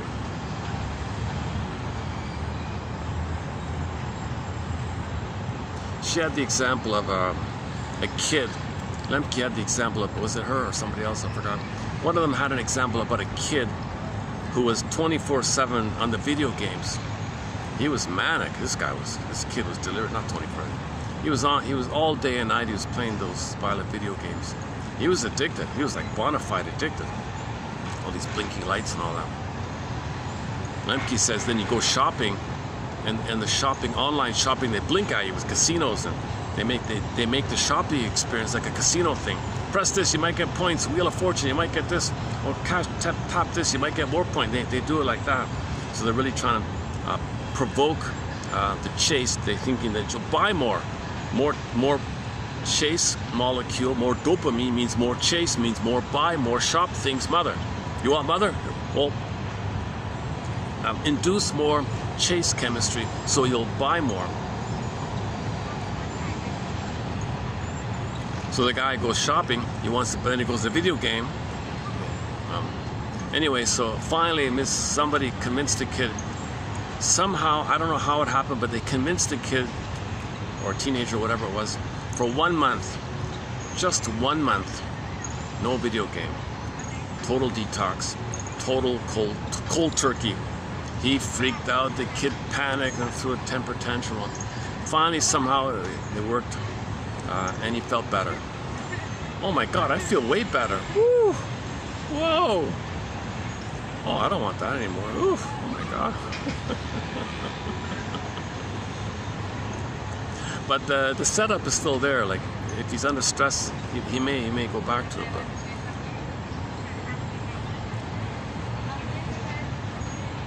I mean, the wiring is still there.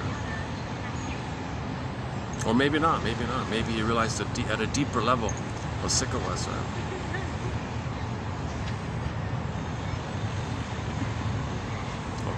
A second. Okay, let's do this here. Hold on a second.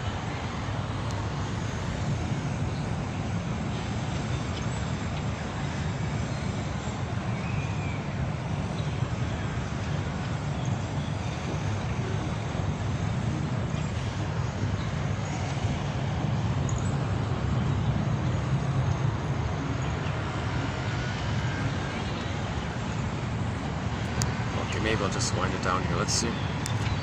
Check the battery. 25%. Oh, it's holding up, huh? 5:30. Oh, it's 5:30 already.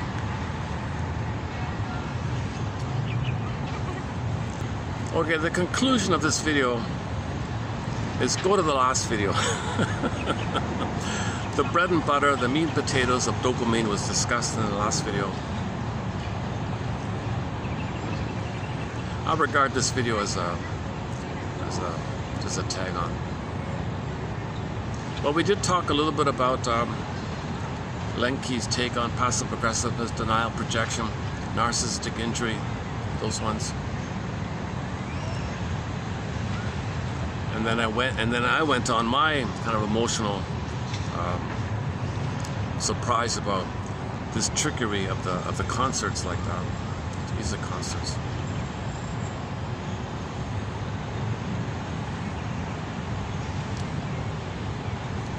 And people who rationalize that, you see, that's code for dopamine. Dopamine makes you rationalize, deny, if you're in a survival panic that you gotta plunder, because that's the greed. So greed makes you feel safe to push away the ants, the red ants.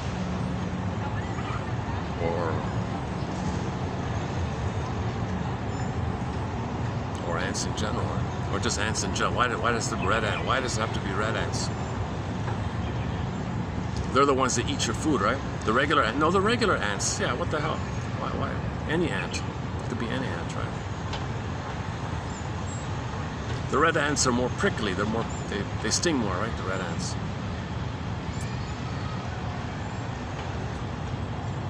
Who eats more on the picnic blanket? The red ants or the regular ants? I don't know. No, maybe the.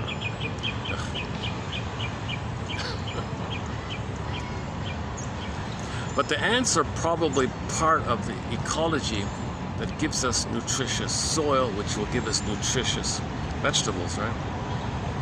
Nutritious fruits. Do we really want children in the future to eat 3D printed fruit, like from a printing machine, like a mini laboratory, like a 3D printing machine lab? Give me an imaginary apricot, and you have this synthetic thing. Ugh. Don't you want children to have natural fruit?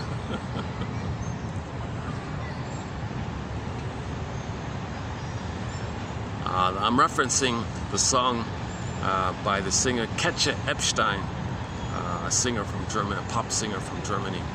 She has a song. Her first big hit was called Diese Welt.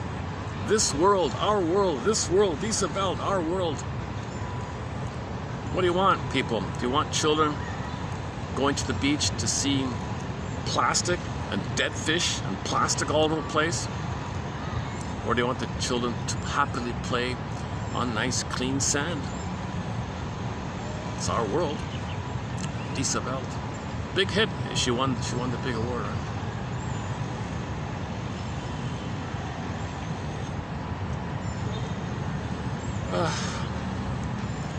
The temperature is really nice now.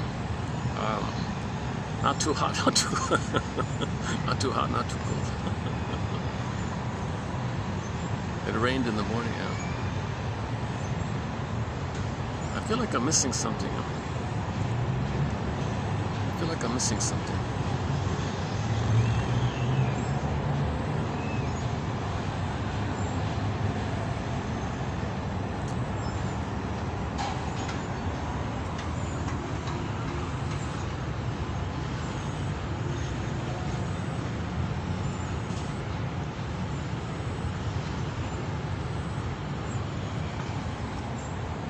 Paul C. Hollinger's book is very good. What babies say before they can talk, about the 9 innate inborn affects. All babies, all around the world, anytime, any place, will show vocally, facially, bodily, the same 9 innate, inborn, innate, given ability to show, to signal 9 affects. Okay, from the identity place, okay, joy and interest, curiosity, interest, delight, joy, wonderment, curiosity, those 2. Okay, if that's squelched, the mother says, don't touch that, don't do that. Okay, that's all squelched. So in the stress part, so you got the feeling system and the stress survival system. So if the feeling self, the identity self is squashed, but don't touch that, don't do that. But I'm interested in it, I want to learn about it. No, dangerous, don't touch that. You squash his interest, squash his identity, squash his joy. If that's squashed, then you go to the 4 in the back. Behind it, it's the limbic area. Okay, stress, fear and anger, of course. Anger is the final pathway, and shame. So I didn't know this, but babies can show shame right at birth. It's the hangdog look. Babies can actually feel shame. Any baby, any place, anywhere, any place, any housing, any dwelling, any place. Babies can show shame. Mothers are meant to understand. That's a signal that the baby feels unwanted by the mother. Mother's supposed to say, no, let me correct that, baby. I'm sorry, let me correct this. I do want you. Oh, it feels okay. It feels pleasure. It's okay. So, yeah. So those 4. And the remaining 3 are distaste or disgust, like taste, distaste, smell, and the startle one. Startle, surprise. And he has photos of the babies, you know, showing those 9.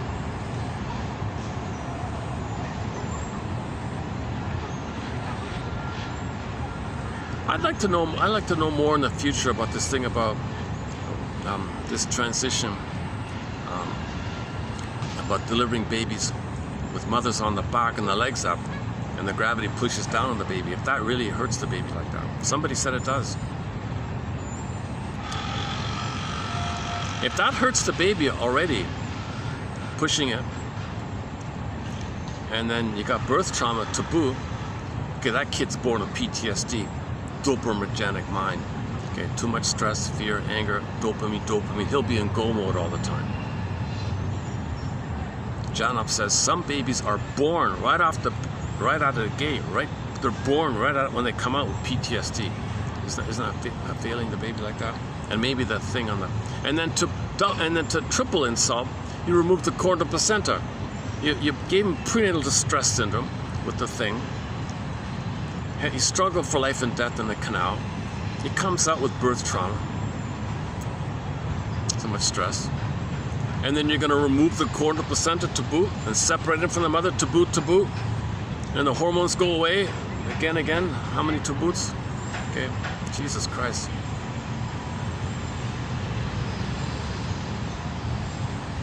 People, rationalization, denial, rationalization, greed, need flying monkeys. That's what he said, need flying monkeys.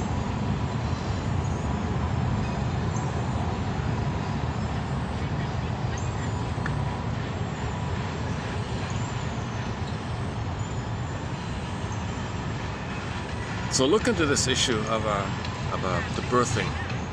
Maybe we need to go back to squatting, birthing stools, allowing gravity not to be used against the baby, but allowing gravity to cooperate with the birthing process. Gravity, okay. The mother can tilt back the tailbone so the baby doesn't hit the tailbone apparently. Maximal space, pelvic space, proper gravity, proper contractions. Baby's not going against the contractions, having a life and death struggle. He can come out smoothly, leave the cord, leave the placenta, hand the baby to the bosom, leave the smells, oops, oh, something buzzed on. I always have to close this before the battery runs out, otherwise I lose the whole video. I've lost some very good videos before.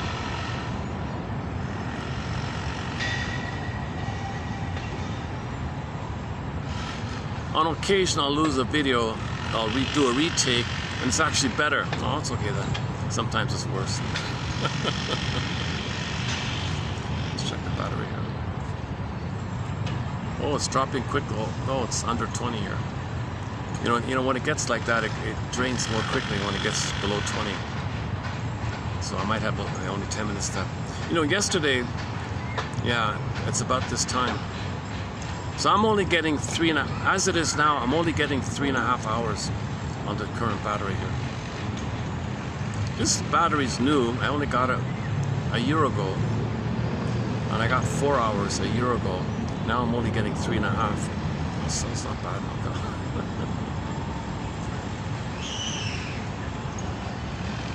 Okay, let's pick a song to close up with the video with here.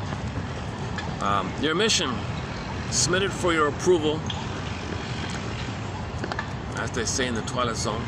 Submitted for your consideration, also, as they say in the Twilight Zone. Should you choose to accept it, as they say in the show Mission Impossible. Okay. Your mission. Where's my phone? Your mission, submitted for your approval, consideration, should you choose to accept it.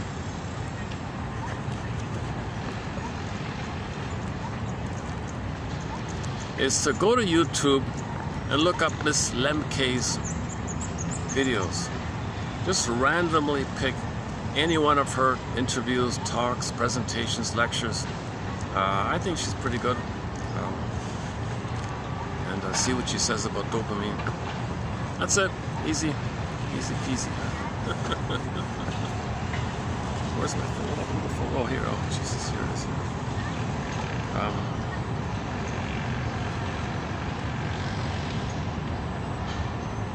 Or make it an option. Let's make it an A or B. That's A, option A. Option B would be to look up the quotes. 31, 51, and 2. These two. Read the quotes. Go to 31, 51, and 2.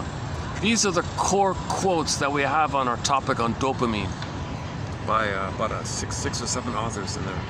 Previk is the main one. Previk and Lemke are the two main ones. We've got other ones in there.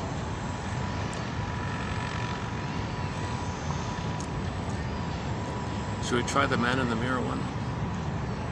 I've played it 3 times already. Okay. Well, it's no point in playing it a 4th time. Or how about a cover? Does anybody have a cover? Okay, I'm going to look for covers of that song. See if anybody has a good cover of it. In the meantime, let's wrap up this video with some Delirium. We haven't played Delirium in a while.